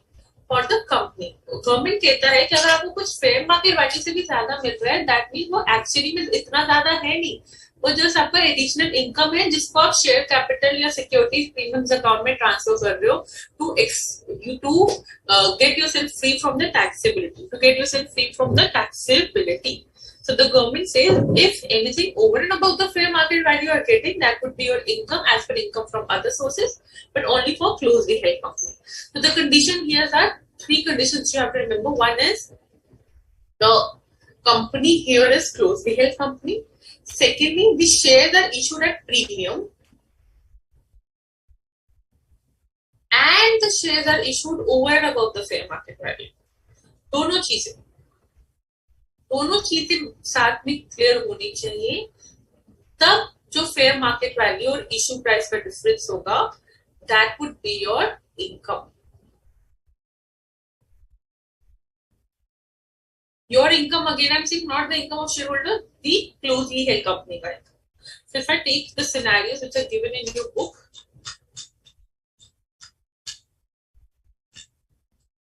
this is an example. Example number 1.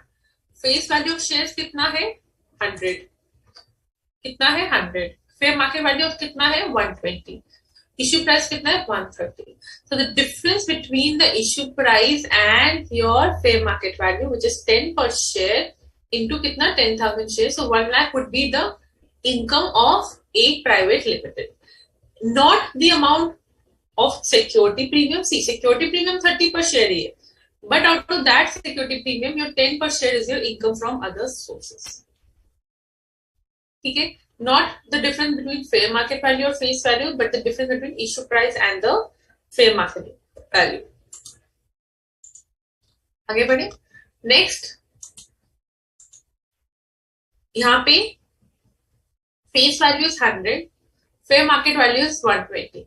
Shares are issued at premium, but is this a case of section 5627B? The answer is no.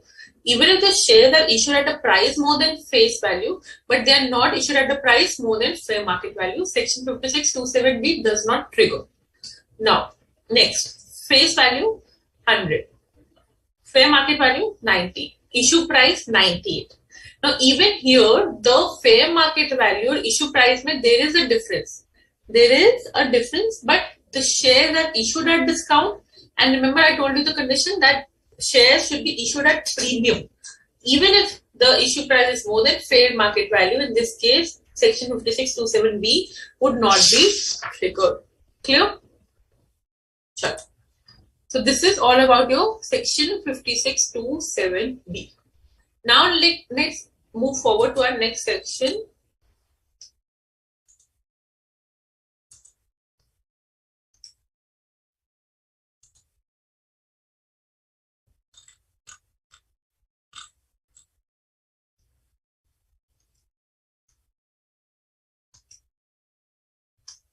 Was this screen visible, students?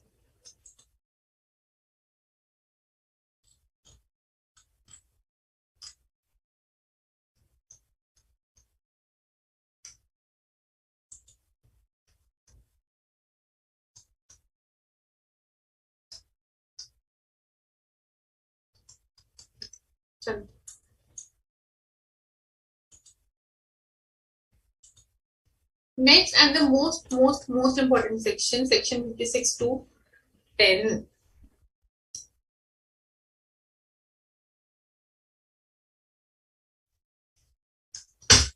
Section 56 to 10 talks about any sum of money,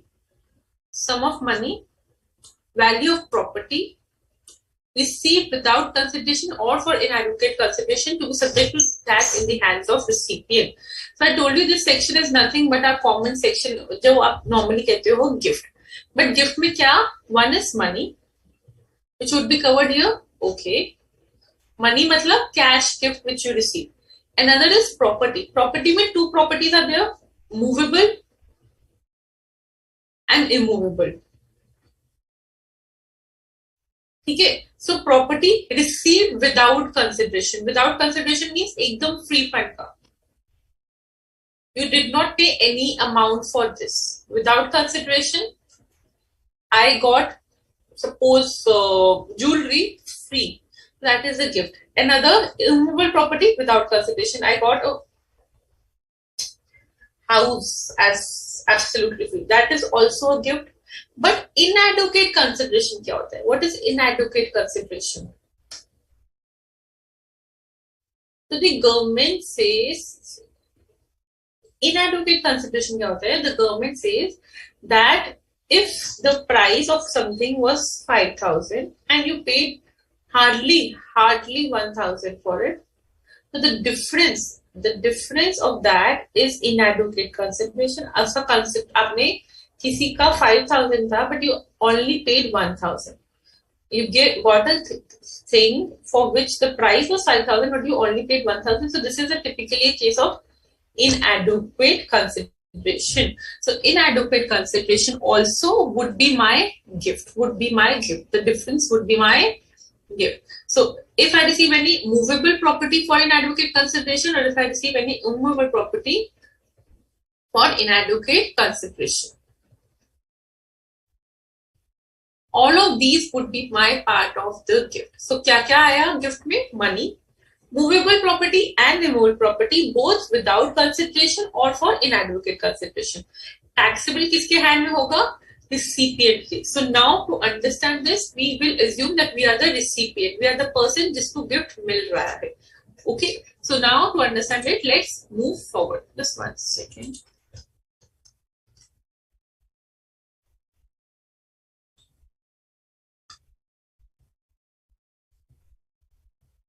Swati, this was a practical question only which we took from the study material.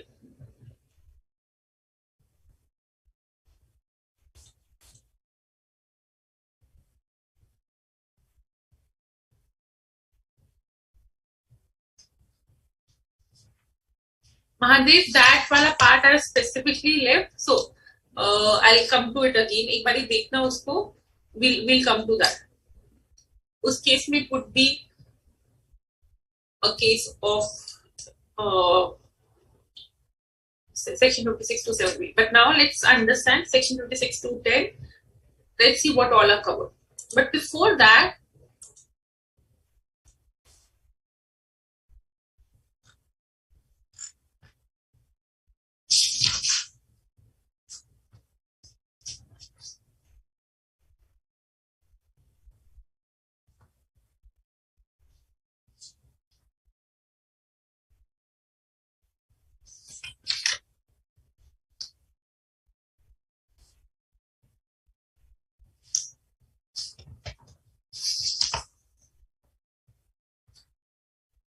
sorry.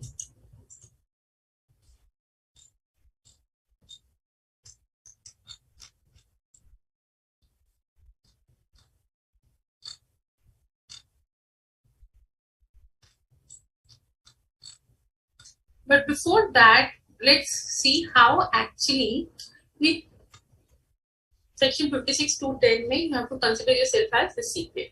But before proceeding to the particularity of money, movable property, immobile property, let's see what all will never be a gift. What all will never be a gift, or all which occasions we will not consider that we have received the gift. If we are receiving it from any relative, if we are receiving a gift from any relative. Now, what is any relative? We will see relative कौन कौन होता है, because यहाँ का relative का definition is extreme, थोड़ा सा बड़ा. So we see if you are receiving anything from relative, irrespective it is of money, irrespective it's a movable property, irrespective it's an immovable property, whether for consideration or for inadequate consideration, it will never be a gift. So आपको कभी उस पे tax नहीं देना as a recipient. If you are receiving anything on marriage is what? शादी का function, not your wedding anniversary, not your any birthday. We are talking अगर आपको marriage पे कुछ मिलता है, because government knows that marriage is a huge tradition in India and people generally tend to give a lot of stuff. तो अगर recipient उस पे tax भरने लगा तो वो कहेगा भाई मुझे नई शादी करनी है और do not give me any sagan, right? So that's why if you receive anything on the marriage, it is not taxable. So yes, it is agreed. People divert a lot of their black money on marriages occasion because it is not taxable in the hands of recipient. But sadly, yes, the marriage पे कुछ आपको मिल रहा है, it is not taxable. But again, I see only marriage, birthdays are not included, wedding anniversaries are not included, or no other ceremonies. ठीक है? Under a will or by inheritance. Obviously, if I receive anything under a will from my father, that would not be a gift. Even if I have received it without consideration, that is not considered as taxable gift. Then in contemplation of death or the pair of the donor, as the case may be, pair का death हो गया, उसकी वजह से आपको कुछ मिल रहा है, that would not be a gift, not important. Local authority से कुछ मिल रहा है, from the local authorities, if you receive anything, that is not a gift. एक fund, foundation, universities, institutions or hospitals which are registered and are उनका income is exempt under section 10, those funds को कुछ gift मिल रहा है या उन fund से कुछ gift मिल रहा है, F and H point both, from any fund, foundation, universities, educational institutions, hospitals or other medical institution, or by any fund or institutions, universities or other education institutions, or any hospital or medical institutions. इनको कुछ मिल रहा है या ये कुछ दे रहे हैं. If they are the recipient, nothing is taxable. But if they are giving it to any other person, in that case, in the hand of that person, it would not be taxable.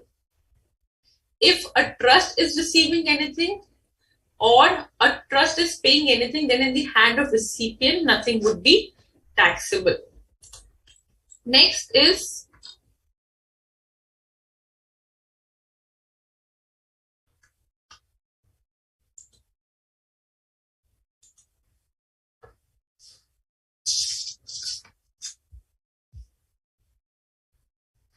if an individual is paying anything to a trust, if an individual is paying anything, giving anything to the trust, who the recipient, the trust, and that trust is created for the benefit of the relative of individual. Suppose you have created a trust for your son, okay, and you are giving a gift to the trust.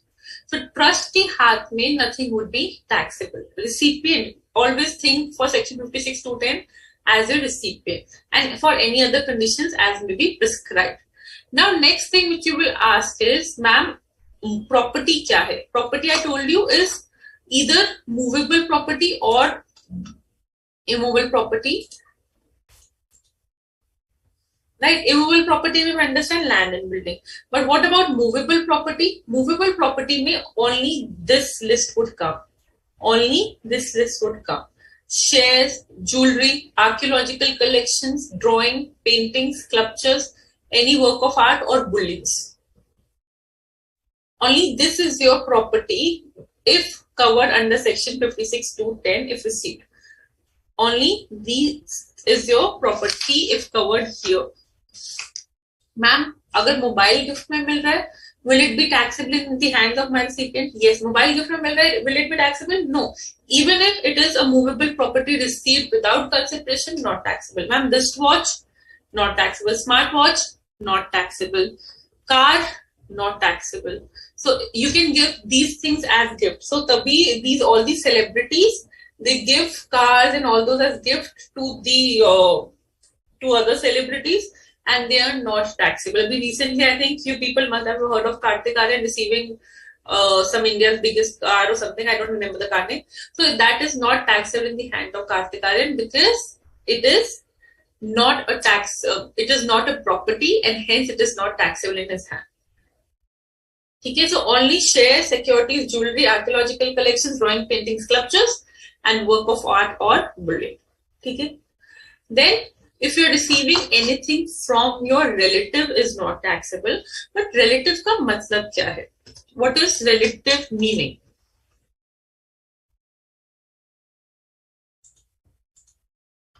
What do you mean by relative? Now, relative का definition is quite different. Just like substantial interest, I told you, अलग-अलग जगह mention है throughout the act, and for each section, substantial interest का definition may differ.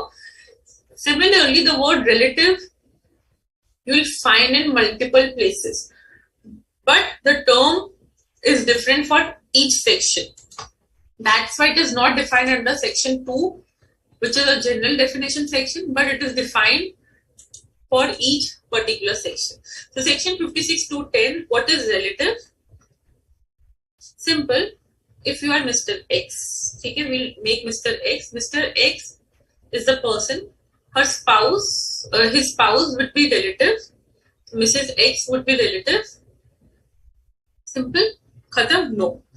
Brother and sister of the individual. That means brother and sister of Mr. X. Brother and sisters of Mr. X. Okay. Is it khatam? No. Brother and sister of Mrs. X also. So brother and sister of the spouse of the individual. So यहाँ पे भी इनके भी brothers and sisters of the spouse, Mrs. X का. Then your brother or sisters of either of the parents of the individual. So brothers or sisters of the either of the parents of the individual. That means he has mother and father. Mother and father के brothers and sisters.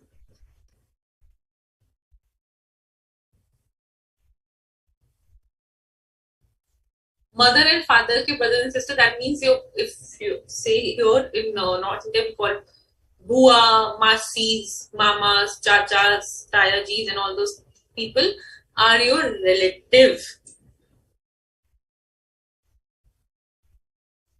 So we covered spouse of the individual, brother and sister of the individual, brother and sister of the spouse of the individual, brother and sister of either of the parents of the individual.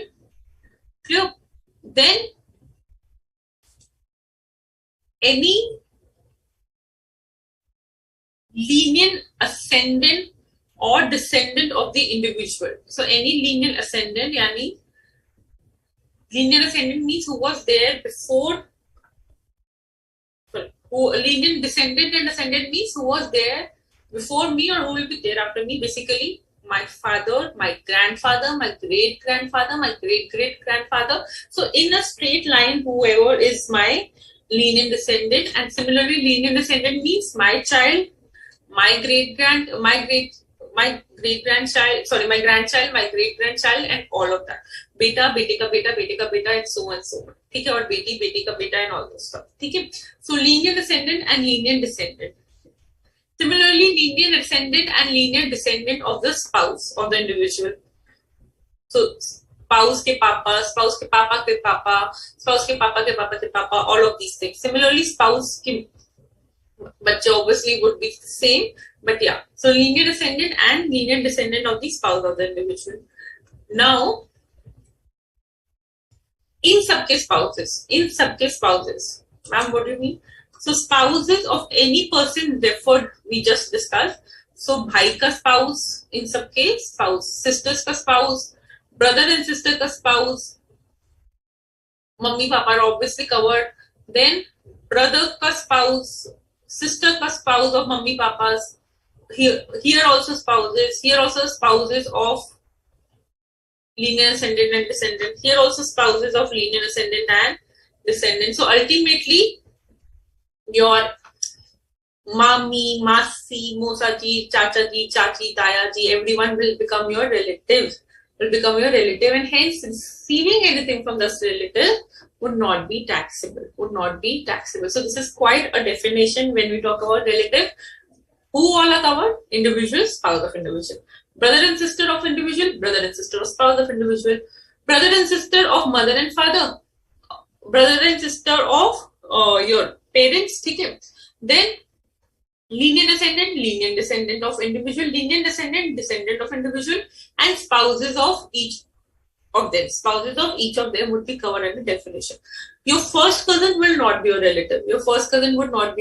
So, chachi ka beta gives you anything would be taxable. Please be very careful. So, your first cousin would not be your relative.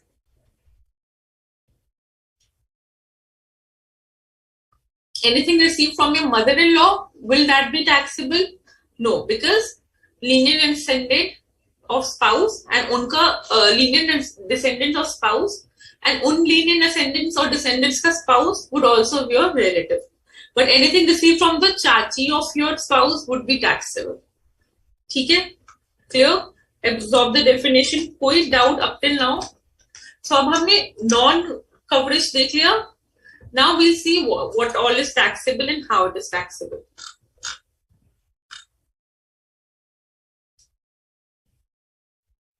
Adopted child को we'll take it here.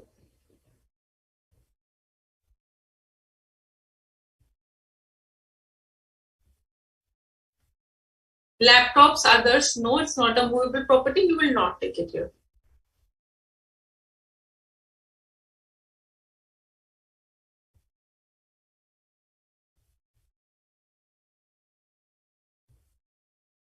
Charan Teja says, man, A gives fund to trust, which provides fund for his son. Is it not taxable in the hands of... No. We're talking, it is not taxable in the hands of trust. Whenever you're doing it, take yourself as recipient.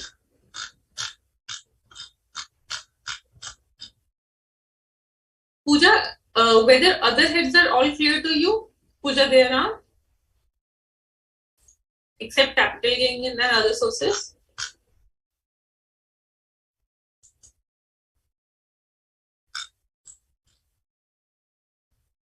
ठीक है. So again, अभी तक हमने क्या पढ़ा? We are the recipient, correct? Money, movable property, immovable property, whether received or for consideration or not for inadequate consideration would be taxable. But to understand receipt, let's just remove the parts which are not taxable. What are not taxable? At your level, you have to remember something which is received on marriage, something received from your relatives. All of these things would not be taxable. Something received under will or inheritances. ठीक है. But relatives कौन होते हैं? Relatives, there's a definition where we saw that brothers, sisters, and spouses and all those stuff. उनसे भी कुछ मिलेगा, that will also not be taxable. If the property which we are receiving is not covered under the property defined under section 6 to 10, that will also not be taxable. That's why laptops, wristwatches, car, these are not the properties which are given there. Hence, they would not be taxable in the hands of recipient. I am again and again saying, take yourself as recipient, otherwise there would be confusion. E. Farhad, I'm coming to the taxability. Wait, please. ठीक है. Now let's see what amount is taxable as gift. अगर इतना कुछ अब हट गया तो क्या बचा? You receiving anything from your friend or you receiving anything from your non-relatives, all of these would be considered as gift.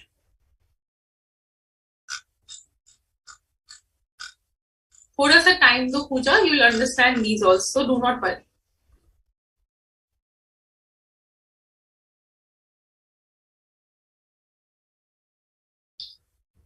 Transferor के हैंड में वो ट्रांसफर नहीं होगा श्रद्धा. सो ट्रांसफरर के हैंड में the transferor, which whatever he's giving it, remember anything given as gift is not taxable. Section 47, so it will never be taxable as capital gain. Even if the ownership is changing, it will never be taxable as capital gain.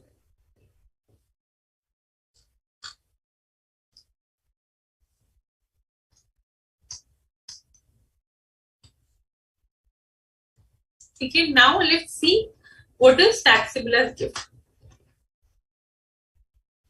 सबसे पहले money का करते हैं. Money is extremely simple.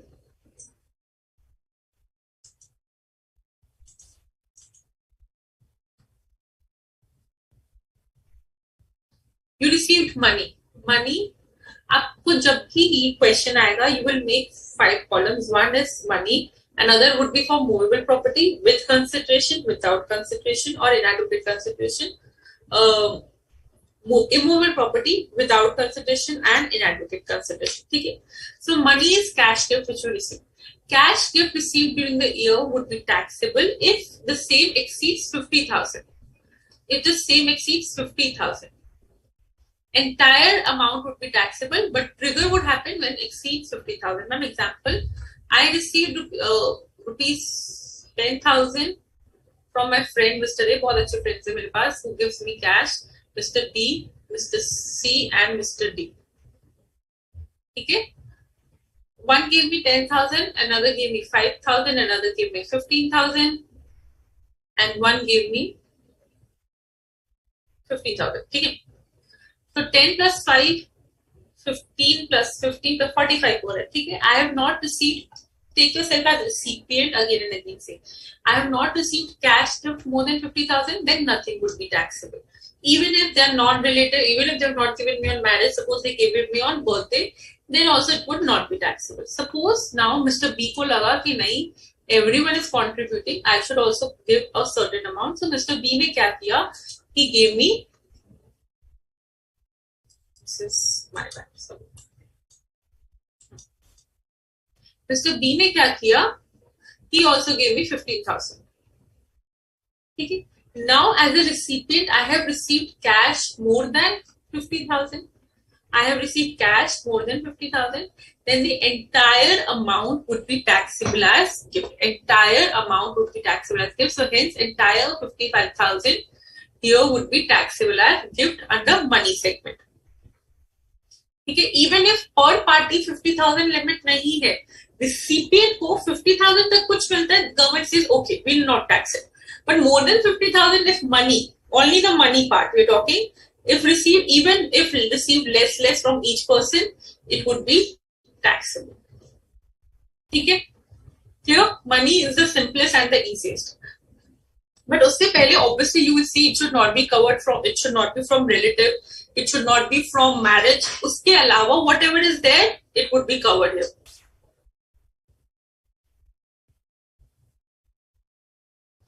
If I would have received from my relative, suppose my father gave me 50,000, then this would not be covered. Then, but after that, what all is left, if more than 50,000, it would come. Okay. Then we talk about movable property. Movable property में भी आप दो segments बनाओगे. One segment would be without consideration, another would be with consideration. ठीक है. Without consideration में suppose I have received jewelry. ठीक है, jewelry without consideration jewelry. वहां पे what do we see? Fair market value. Movable properties में we always see the fair market value. Without consideration में if I have received jewelry or if I have received any movable property of which aggregate fair market value is more than 50,000. If aggregate fair market value is more than 50,000, then the entire movable property would be taxable. Then the entire movable property would be taxable. What do you mean by that, ma'am? Suppose I got jewelry from Mr. A, some diamond earring, ठीक है, उसका था 20,000 price. I got Mr. B से one diamond jewelry जिसका था again 25,000 price. Mr. C से I got a small ring जिसका price था say 15,000. ठीक है. Now this is 60,000. Even if the price of each is not crossing 50,000, but the aggregate fair market value of each is crossing 50,000, then the entire amount would be taxable as gift. The entire amount here would be taxable as gift. सबका आपको अलग-अलग section बनाना है. That's why I said whenever a 56 to 10 का question comes, divide it into 5 categories. Sum of money, movable property without consideration, movable property with consideration but inadequate consideration, immovable property without consideration, immovable property without with inadequate consideration. ठीक है, because सबका there is a limit. Here अगर मेरे को Mr. C से कुछ नहीं मिला होता है, so anything was not received from Mr. C, I had only received gift up to 45,000 of aggregate fair market value, right? Without consideration, so hence nothing would have been taxable. So first you will remove the relatives का gift, you will remove the occasion का gift, you will remove will का gift. उसके बाद for each category you will define, for each category if it is crossing 50,000 you will consider it as gift or not. ठीक है. Then we proceed to without consideration. Without consideration, sorry, with inadequate consideration. और without adequate consideration दोनों का मतलब एक ही है. Without adequate consideration means there was a consideration but it was not adequate. Or with inadequate consideration means obviously it is an inadequate consideration. So इसमें again from the point of view of recipient, please everyone focus on the screen.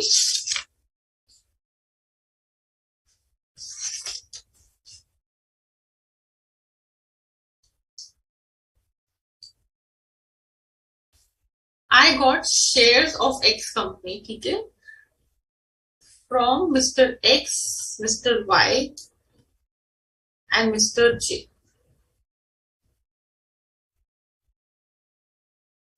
The fair market value of those shares was 10,000, 20,000 and 45,000. ठीक है.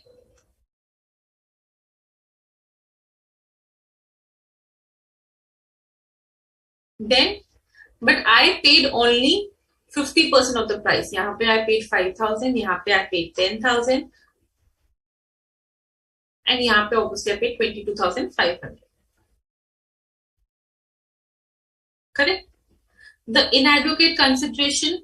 So here there is a case of inadequate consideration because the price which is there, it is paid less than that. It is adequately less, right? So in that case, whatever the difference between the fair market value and the consideration, अगर ये difference aggregate, ये सब aggregate है student because वो एक recipient को देखना चाहते हैं government कि per recipient government कितना उसको benefit हो रहा है. Government wants to see कि as a recipient how much benefit you are getting. So if the difference between fair market value and your consideration, aggregate difference, crosses 50,000, then entire would be taxable. So here it is 5,000, here it is 10,000, here it is 22,500, right? Is it crossing more than 10,000? No. So nothing would be taxable under the category of movable property with inadequate consideration. हर एक category का 50,000 limit है. It does not mean that if it is not getting taxed in one category, other category में आपको देखना पड़ेगा कि without consideration कितना 50,000 से मिला, with consideration कितना मिला, without adequate consideration कितना मिला, money कितना मिला. So each category, I am again and again saying, make 5 columns for calculating the difference. आपको how do you have to calculate the question? You will write the asset, you will see किस category में it is falling, you will write the difference. अगर inadequate consideration है, you will write the difference. If it is crossing 50,000 entirely, it would be taxable. If it's a case of adequate no consideration, you will write the fair market value. If it is crossing 50,000 entirely, everything would be taxable. If it is a case of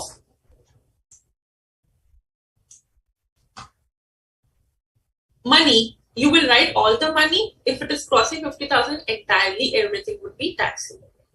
Clear? अब यहीं पे अगर मेरे को mister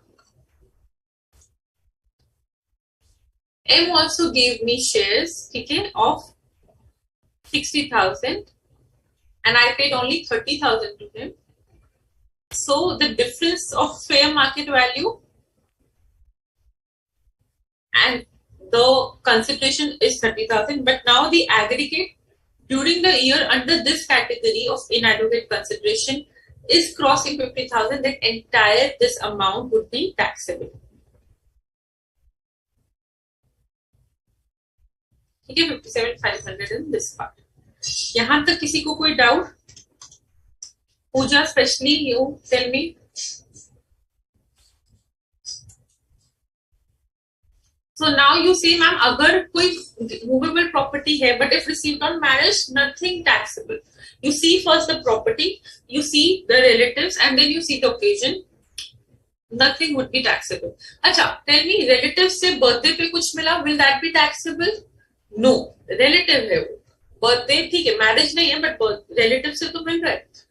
Friend से car मिला, will that be taxable? No. Why? Because car is a movable property की definition में it is not there, so it would not be taxable.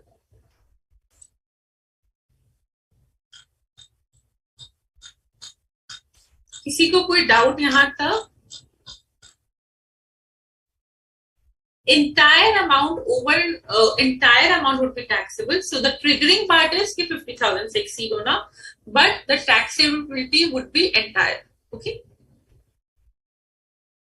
Very good. Jewelry received on occasion of marriage, not taxable. किसी भी part से अगर वो non taxability की तरफ जा रहा है, nothing it would be taxable.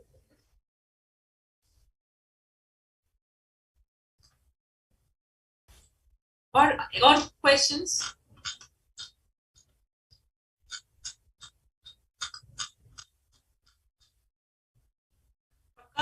Any other doubt which is coming to your mind? Because now we'll come to the final part जिसमें we'll see about movable property.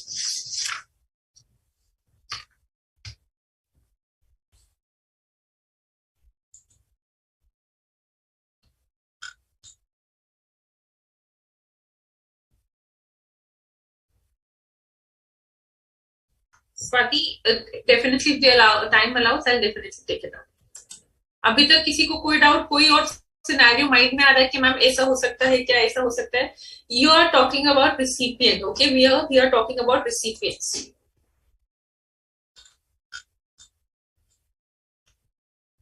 Perfect. ठीक है, नाउ लेट्स मूव फॉरवर्ड.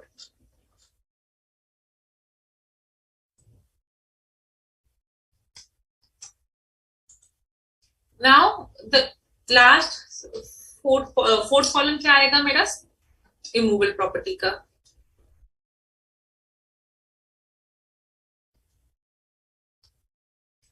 ठीक है, Immovable property, land, building, or both would be covered here. Now you will say, इसमें भी one column would be for without consideration, another would be for with inadequate consideration or without adequate consideration. Both are the same things. ठीक है? Without consideration में immovable property में what value we see? We see the stamp duty value. Simple. So stamp duty value, if it exceeds 50,000, if it यहाँ पे aggregate condition नहीं है, यहाँ पे each property का है, ठीक है? Stamp duty value if exceeds 50,000.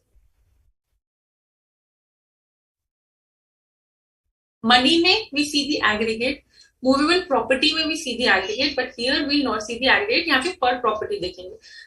If the stamp duty value exceeds 50,000, students rarely कोई property होगा जिसका stamp duty value 50,000 होगा, ठीक है? If we are talking about a small portion, if a standing portion, उसी का price हो सकता है.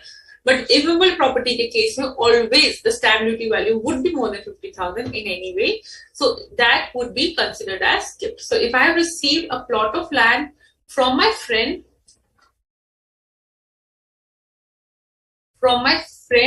on my birthday, the stamp duty value of it was 10 lakhs. So what would be the amount of gift? 10 lakhs.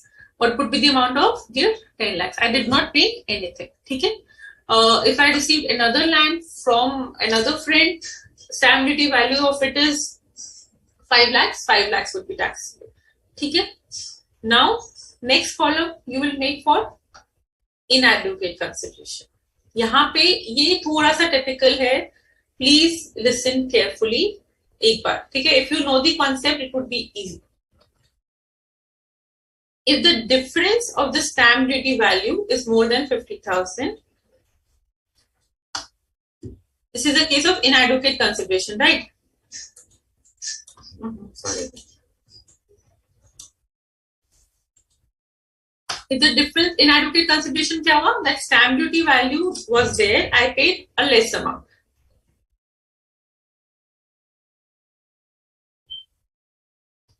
If the difference between the stamp duty value and inadequate consideration is more than 50,000, if is more than 50,000, exact 50,000 है तो gift होगा? No, किसी भी situation में नहीं.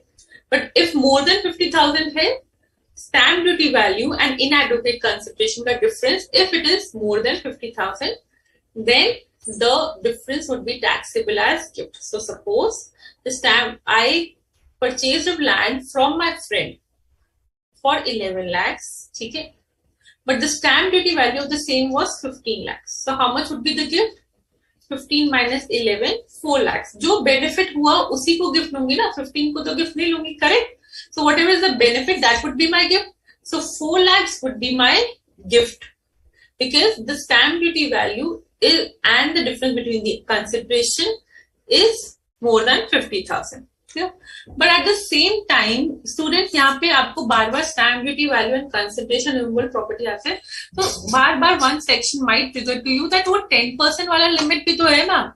Yes, absolutely. If that is available in the hands of the transferor, तो recipient को भी इसका benefit मिलना चाहिए, right?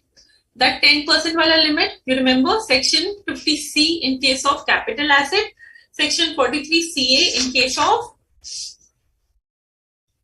PGBP. Very good. So, अब recipient के भी hand में we'll see the same thing. First, we'll see the difference is more than 50K and my stamp duty value is more than 110% of consideration. तभी the provisions of section 56 to 10 in case of immovable property for inadequate consideration would be triggered. Example, ma'am. दोनों चीजें देखनी. See, again, there can be cases where the consideration and stamp duty value का difference होगा, right? होगा. We understand on that कि definitely होगा. Because sometimes it is difficult to match the exact price. Now, 110% का से ज़्यादा का difference होगा, only then it would be taxable. Suppose करो stamp duty value is 11,50,000 and your actual consideration is 11 lakh. So or say 10,90,000. तो इतना difference चलेगा if it is within that 10% range. if it is within that 10% rate, then it would not be considered as gift. Then it would not be considered as gift. 1 second. Yeah. So, ma'am, can you please give an example of it? Okay.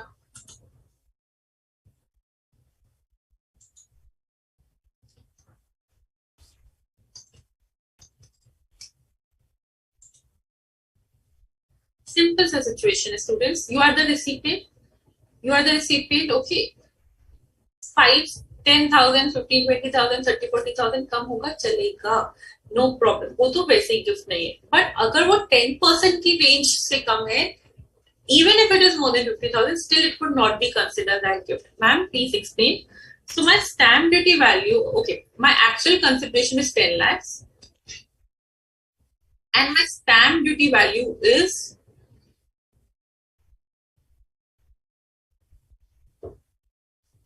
10,80,000. Okay. So you will say, ma'am, the difference between the stamp duty value and actual consideration is more than 50,000. That's why it should be a gift in the hands of recipient. Because, ma'am, आपने ने बोला था 50,000 से ज़्यादा का difference है, definitely it would be a gift. I'm saying okay, but at the same time, is the stamp duty value crossing 110% of my actual consideration? No, the stamp duty is within 110% of actual consideration. That means it is within that range, which can be played as a safe range of the difference. That's why it would not be considered as gift. That's why 80,000 would not be considered as gift. Let's take another example, thoda sa high value पे. My actual consideration is 50 lakhs. My stamp duty value is 53 lakhs. This is a case of inadequate consideration. Yes, prima facie it is a case of inadequate consideration because the consideration is less than stamp duty value. Will it trigger my gift provisions? Yes, it will trigger my gift provision provided it is not received from the relatives or on occasion of marriage. Okay, or as a gift. So under will, it will be triggered my provisions of section 56 to 10. Chalo, let's see the applicability. So first you are saying it is crossing 50,000, it is a gift. But I say you, even if it is crossing 50,000, but it is not the difference is not more than 110% of my consideration. Hence, this would not be a case of gift because 10% is a relaxing range in which the stamp duty value, if false, would not impact the gifting provision. वहाँ पे भी same होता था, right? वहाँ पे भी the same thing used to happen. Same thing happens here also. ठीक है? Clear? So nothing would be taxable. So both the things have to be met. The difference of stamp duty value and the difference of the actual consideration of stamp duty value at 110%. Agar it is more than 110% and it is more than 50,000, then only it will be a gift. Here you will see the situation for each category of immovable property. Abhi each category of immovable property. यहाँ पे what we used to see the aggregates of all the movable gifts, aggregates of all the gifts, aggregate of all the monies. But in case of immovable property, the word aggregate is not used. Each part would be taken it as per each property, each immovable property. Now, can we do one question? Yes, we'll do one question. Then we'll do the difference between your when 43C and 150C is applicable. We'll understand that and then we'll go ahead. Okay.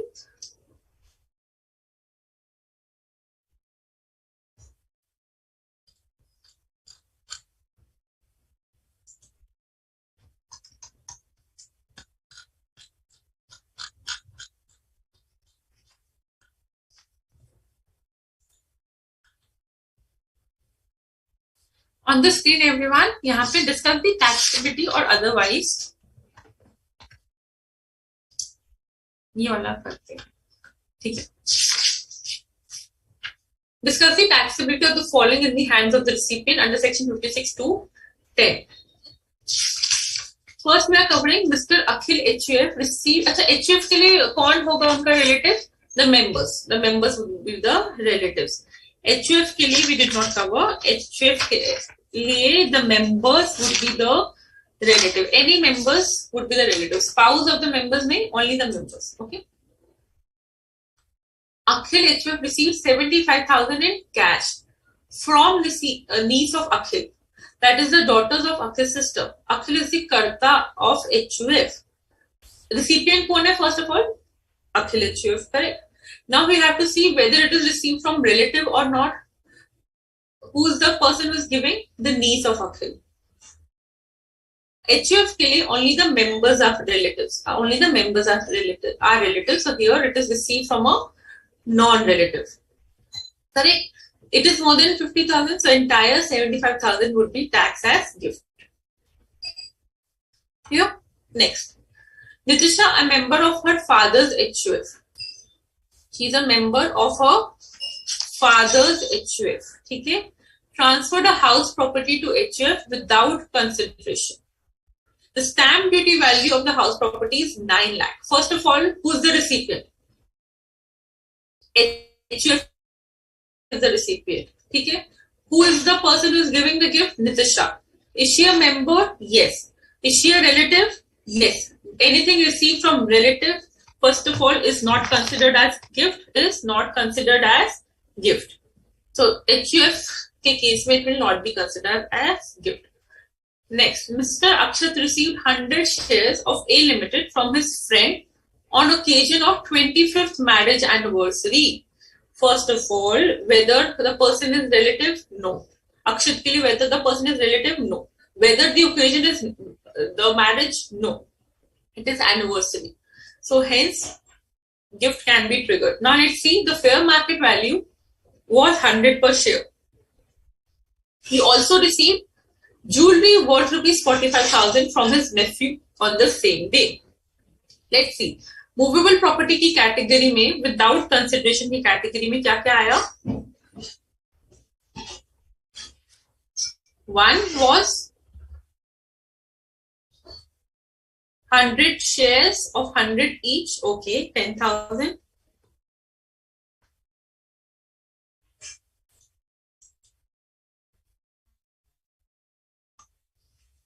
Okay. One is this 10,000. Second, I got 45,000 ka jewelry. Total is exceeding 50,000. Total is exceeding 50,000. Then entire 55,000 would be taxable. Entire 55,000 would be taxable. Okay? Koi doubt?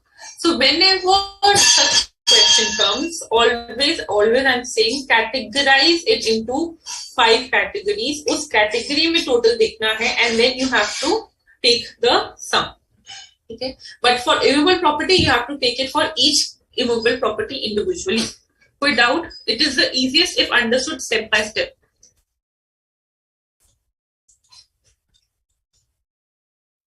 Last. Kishan HUF gifted a car to son of Karta for achieving good marks in 12th board examination. The fair market value of car is 525. First of all, HUF ने किसको दिया? Son of Karta को. Son is not a relative of HUF either ways. ठीक है? Neither HUF is the relative of son. ठीक है? Recipient is who? Son, not the Karta. Now we see whether it's a movable property. का definition is covered? No. Movable property का definition में car is not there. So even if the fair market value is more than 50,000, it does not matter because car is not in the definition of property. Simple. Is it clear now? How do you do the question? किसी को gift में कोई doubt?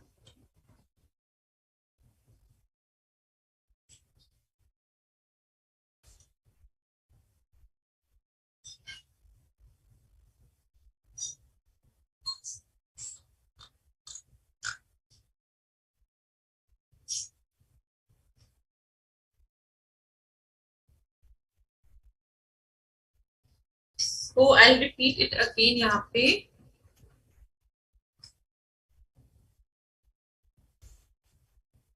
What we will do when a gift का question come, अगर एक ही person है in category, suppose Mr. X का computation बनाना है, ठीक है, and it's a gift का question, you will make one column money, ठीक है, you will make another column movable property, without consideration. We will make another column movable property with inadequate consideration or without adequate consideration, कुछ भी लिखना है, ठीक है. Next you will make immovable property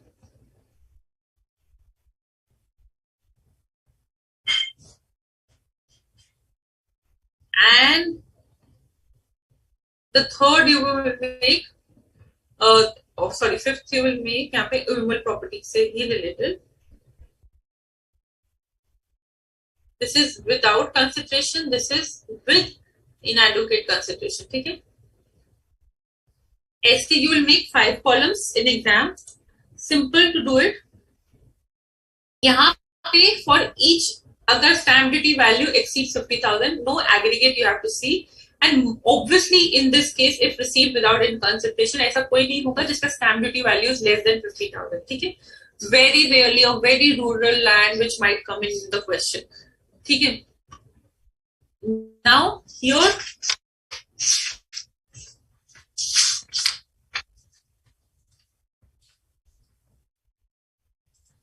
immovable property inadequate consideration में क्या करोगे? For each property you have to see there is no aggregate का condition. For each property if the stamp duty value and the consideration का difference is more than 50k sorry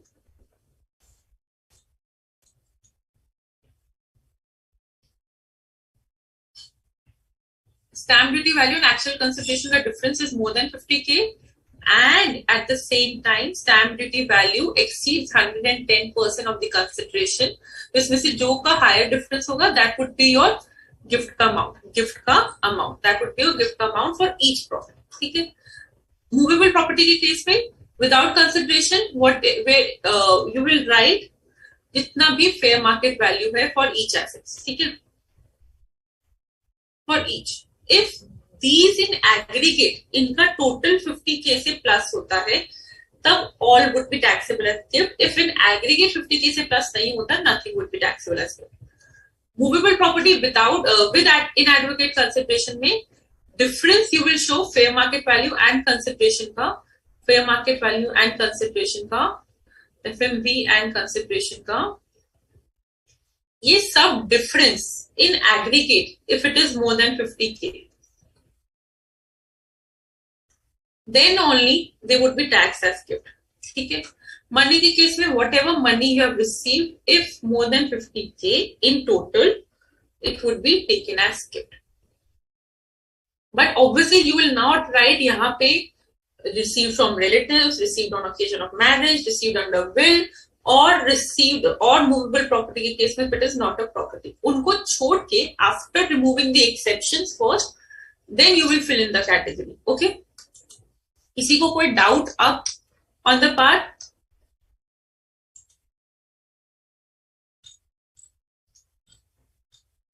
HUF के लिए relative is a member. If other member is not a person or not a relative for HUF. Himanshu, I'm coming to that. अभी तक किसी को कोई doubt?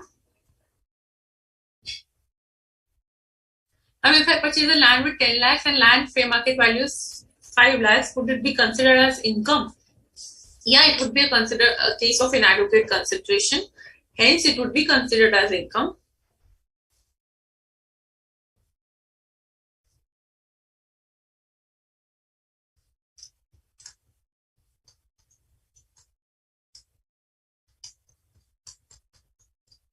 अभी तक जितना समझाया, is it a case where you have any doubt? सिद्धापा, Himanshu, Rafiq भाई, रेखा, अंकित,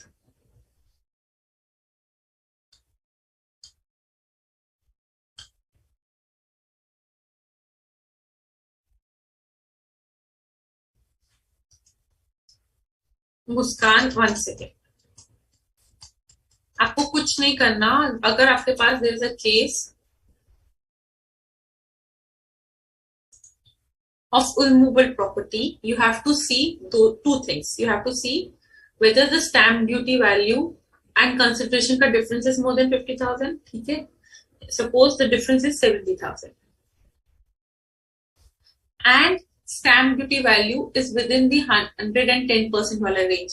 If it is not 110% वाला range में, ठीक है, suppose करो stamp duty value is more than 110% of my consideration, then first the gift would be triggered.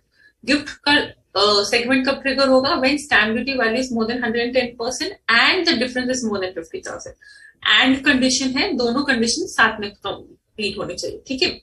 Now suppose the difference between stamp duty value and the consideration is 50,000 and your 110% or stamp duty value का difference is hardly 10,000. So whichever is higher is that what you will take it as your gift. As simple as that. Ultimately, जितना भी inadequate part है, you will take that as your gift.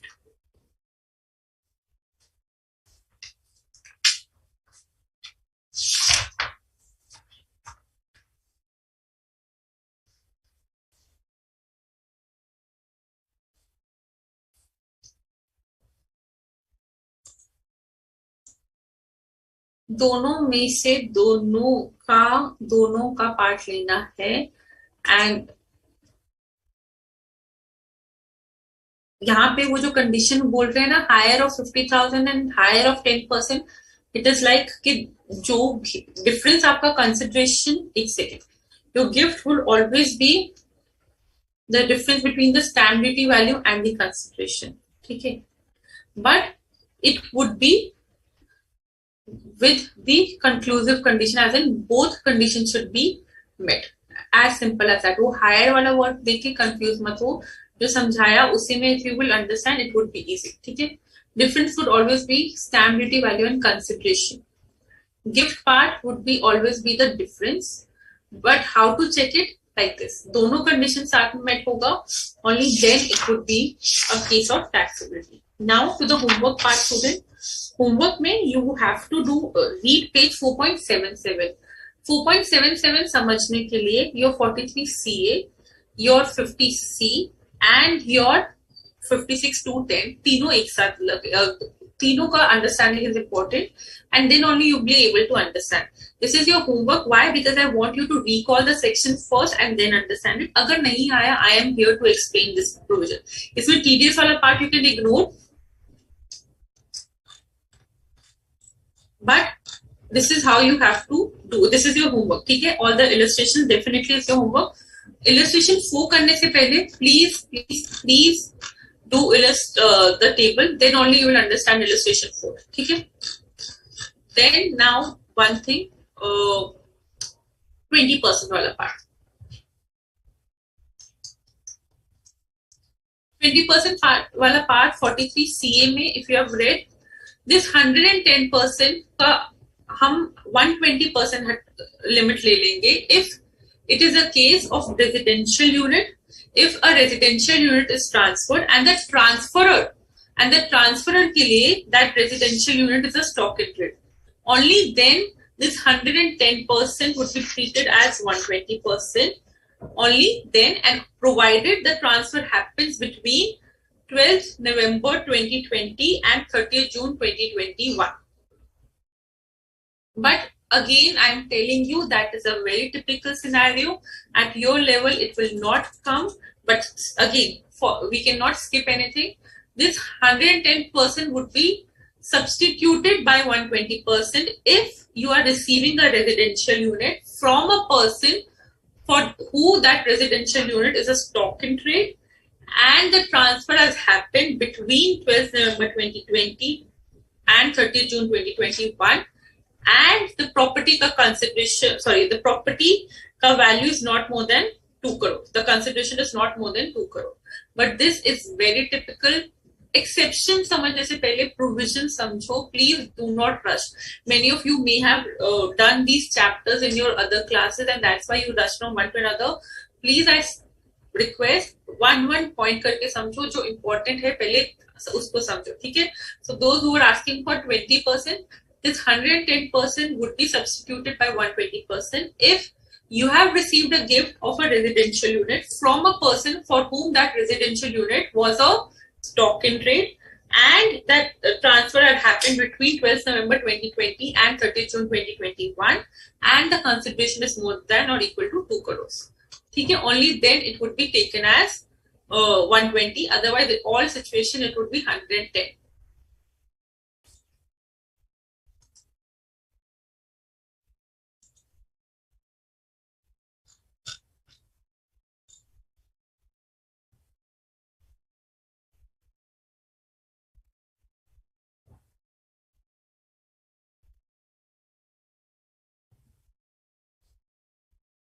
Siddhartha, for you, please listen here.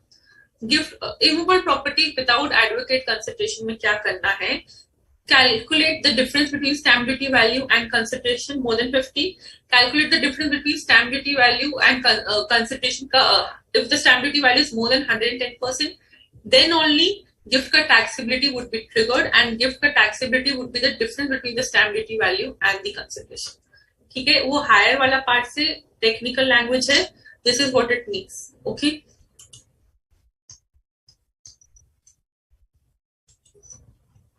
Any other query? Puja?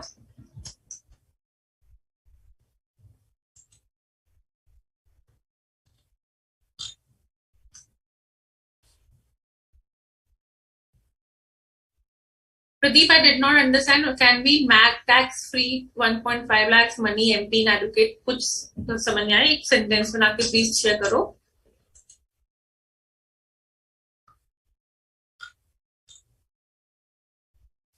Good.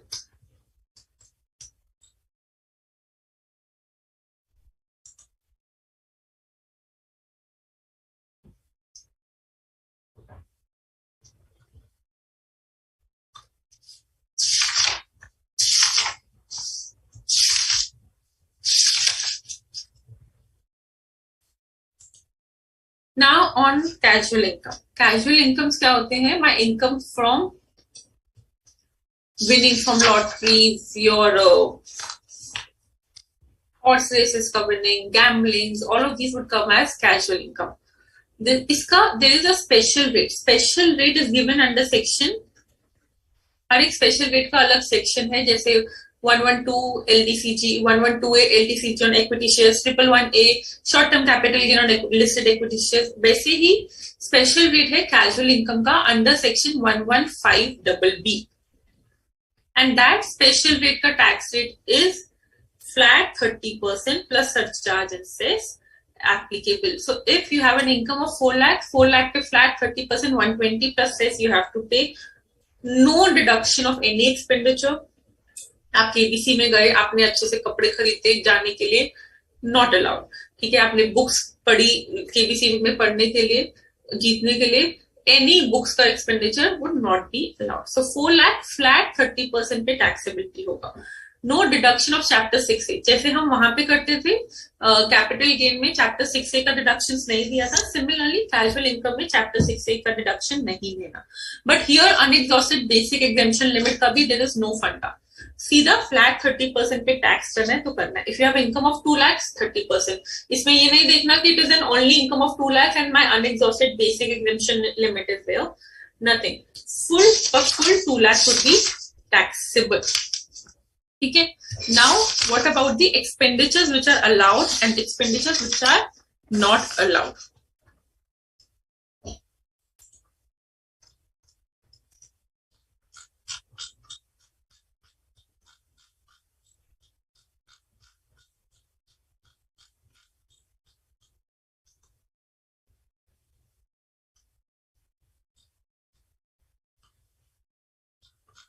One second.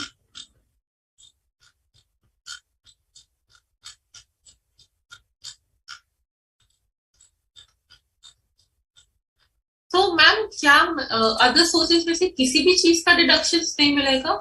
नहीं, definitely मिलेगा. Other sources में deduction मिलता है, benefit मिलेगा. आप इनकम ऑफर करोगे उसमें से कुछ कुछ डिडक्शन मिलेंगे.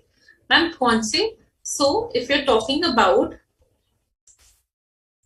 dividend income, you are showing dividend income, but from what? Dividend income not from shares but from units, mutual funds का unit.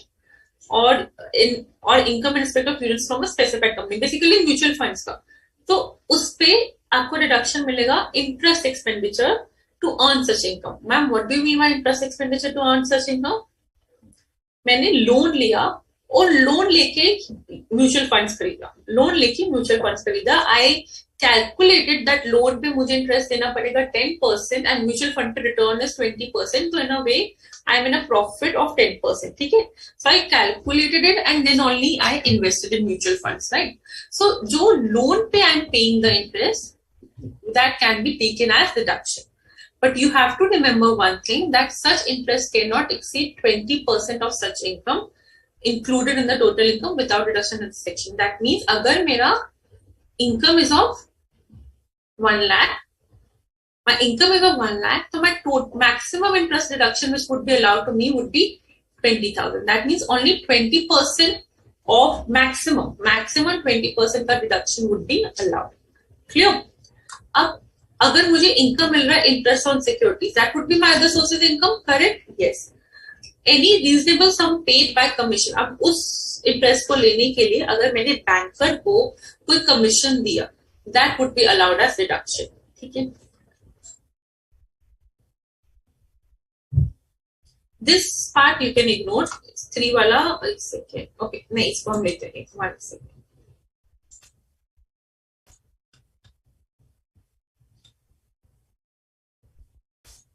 Before I come to 3, first I'll tell about 4 and 5.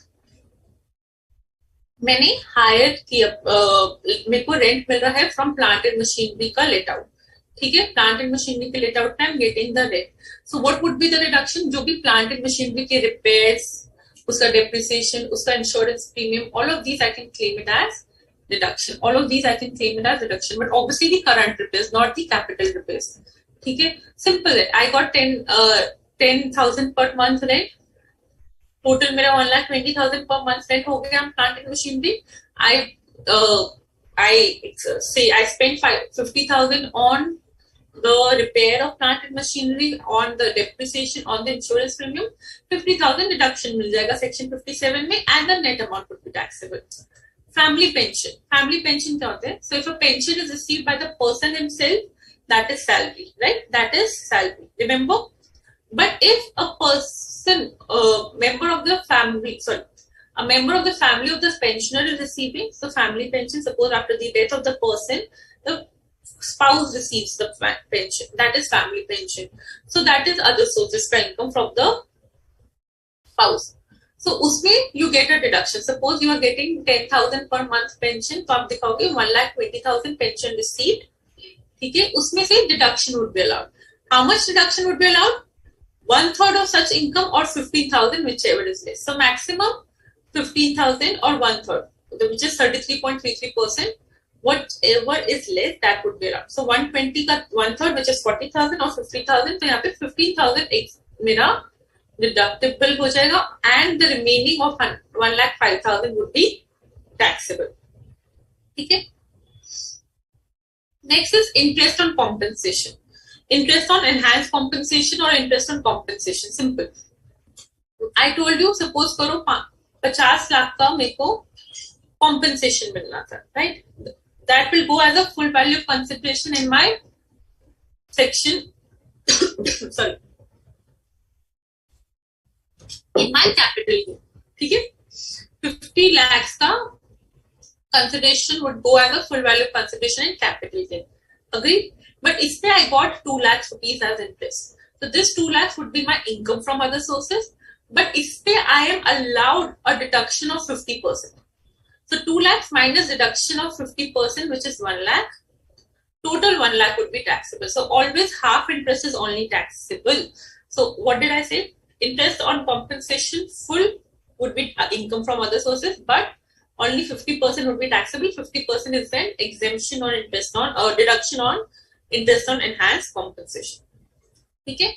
Now coming to this part, income consists of recovery from employees as contribution to any PF superannuation fund. Remember at the beginning of the class today we told you कि जो employee का contribution आप लेते हो, that is your income from other sources. But if the amount of contribution is remitted before the due date of the PF Act, in accordance with the provision of section 36(1)(a), then nothing would be taxable as income from other sources. Then nothing would be taxable as income from other sources. Simple.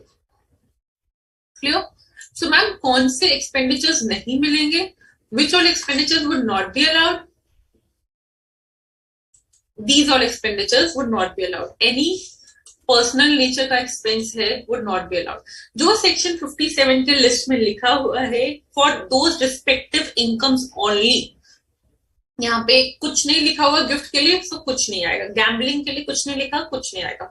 Only for those 6 categories of income which is written, for those only you will get the expenditure का deduction, otherwise no deduction. But उसके अलावा even if those deductions are allowed, you have to remember few things कि उसमें कोई personal expenditure का deduction ना हो, उसमें कोई ऐसा डिडक्शन ना हो जिससे TDS would have to be deducted but you did not deduct, specially when payable to outside India. Specially when payable to outside India, if the income is taxable in India and it was TDS deductible, तो जैसे 30% वहां disallow होता है, यहाँ पे भी 30% would be disallowed. यहाँ पे भी 30% would be disallowed. Then if you're paying anything over and above the fair market value, and it is considered excessive as per similar to what you do in section 48(2). Ma'am, example. So suppose I had a plant and machinery just I got a rent annually of 5 lakhs rupees. Okay. I've shown a repair of 1 lakhs. So you will say, ma'am, repair to allowed है, तो 4 lakhs would be taxable. But actually क्या हुआ? Assessing officer found that this 1 lakh is in excess. This person has got it repaired from his relative. इसलिए he has shown 1 lakh and claimed the reduction. So this is in excess.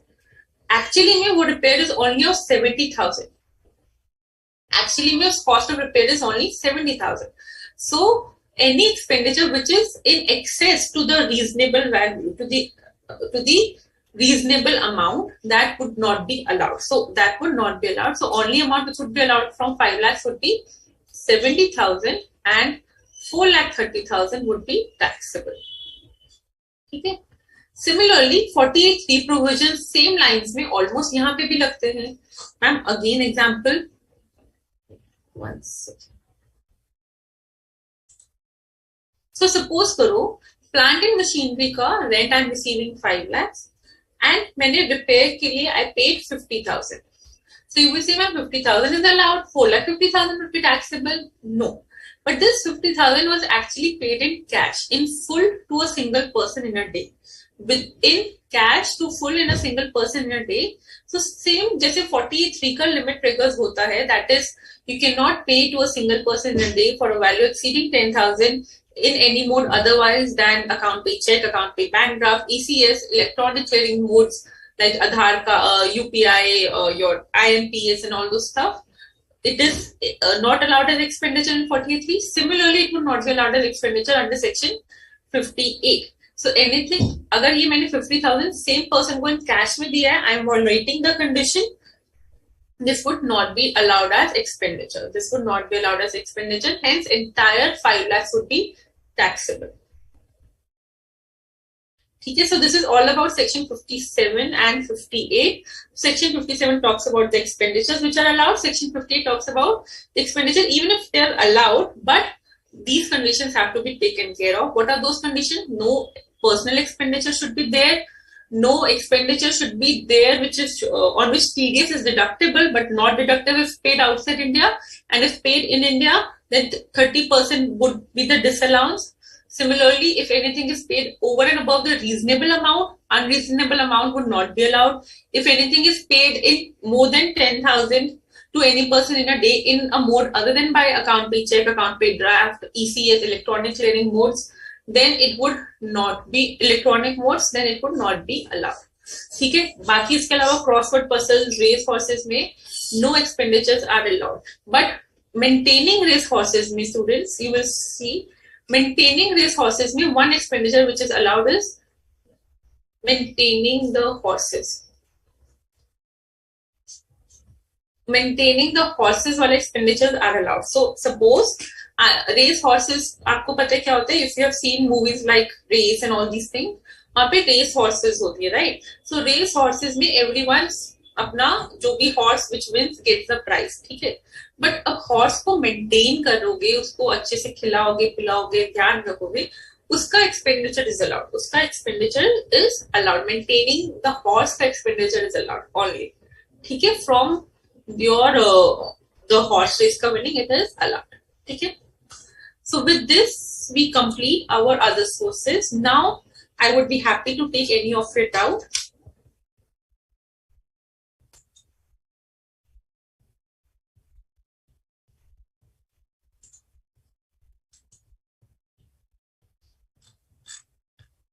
So how will you calculate section your entire other sources ka income? You will take the income as per section 56.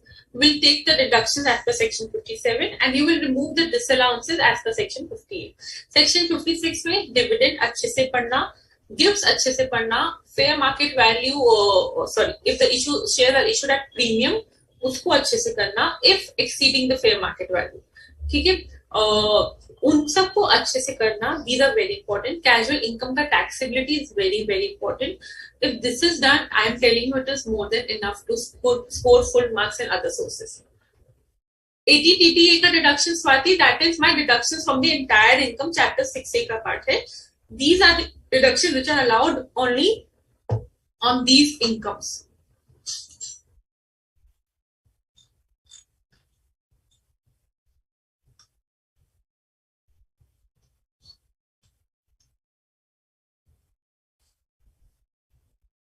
Swati, what is the point for you talking?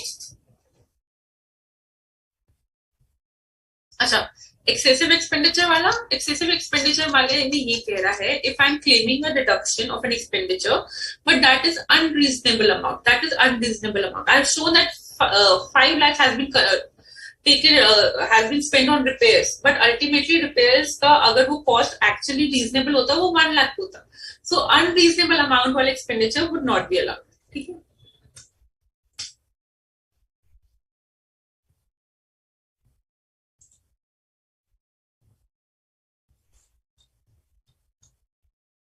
Any other doubt? Ma'am, can a person take tax-free gift of 50,000 money or yeah? So अलग अलग category में 50,000 से नीचे आ रहा है, doesn't not, it will not be gift. For each category you have to take 50,000 वाला limit. So the very valid. So अगर मेरे को money 50,000 से नीचे मिल रहा है total, movable property 50,000 से नीचे मिल रहा है total, nothing would be taxable. And obviously movable property 50,000 से नीचे मिल रहा है, nothing would be taxable. Each column का, I am saying again and again, each column का आपको you have to see the limit. So homework is to do the entire chapter, obviously. Along with that, please study that table. That is very important, which I have given you as homework. Why I am doing it not now? Because I want you to first revise those both sections and then do that table. If you will get any doubt, I will be here and would be happy to take your queries. Okay? Yes, all these Pooja, all these limits are per year, per financial year, per recipient. किसी को कोई भी doubt है, please let me know. You can drop it in your feedbacks and I would be happy to take any other query which you have.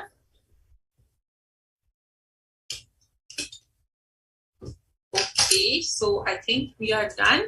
Great. So thank you so much. Happy CADA. Sorry, one more question. Ma'am, payment exceeding 10,000. 43 आपको याद है PGBP का, where if expenditure is done and the values of that expenditure is more than 10,000 and it is paid in cash to a single person in a single day, or I should say paid in any mode other than cash, sorry, any mode other than account pay check, account pay bank draft, electronic clearing system, prescribed electronic modes, then that expenditure was not allowed in PGBP. Similarly, the same expenditure, same situation, if happens in other sources, that expenditure will also not be allowed. So if I paid 50,000 in cash to a person for repairs of plant and machinery, it would not be allowed.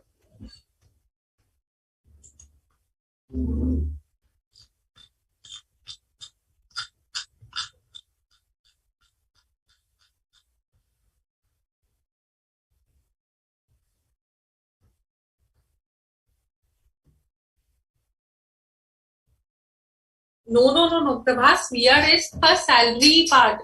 VRS is taxable under salary.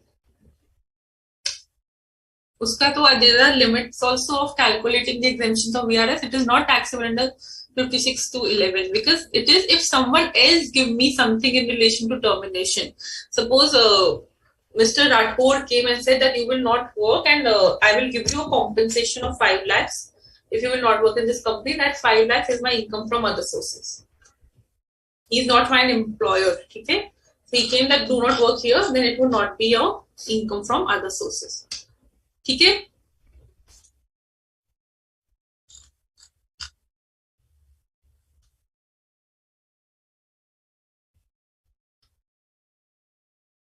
Siddhartha Kamble, you are claiming the deduction. उसका rent part तो taxable है ही. You are the person who is receiving the rent, but you are making the repairs. Repairs का deduction नहीं मिलेगा. Okay?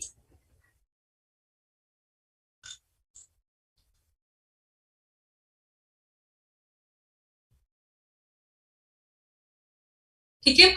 So thank you so much. See you in the next class on Sunday. Please do other sources and probably the queries, the questions, the assignment would also be uploaded by today evening or tomorrow. So you can practice them also. All the very best. Happy CA day. Enjoy the day today. Thank you.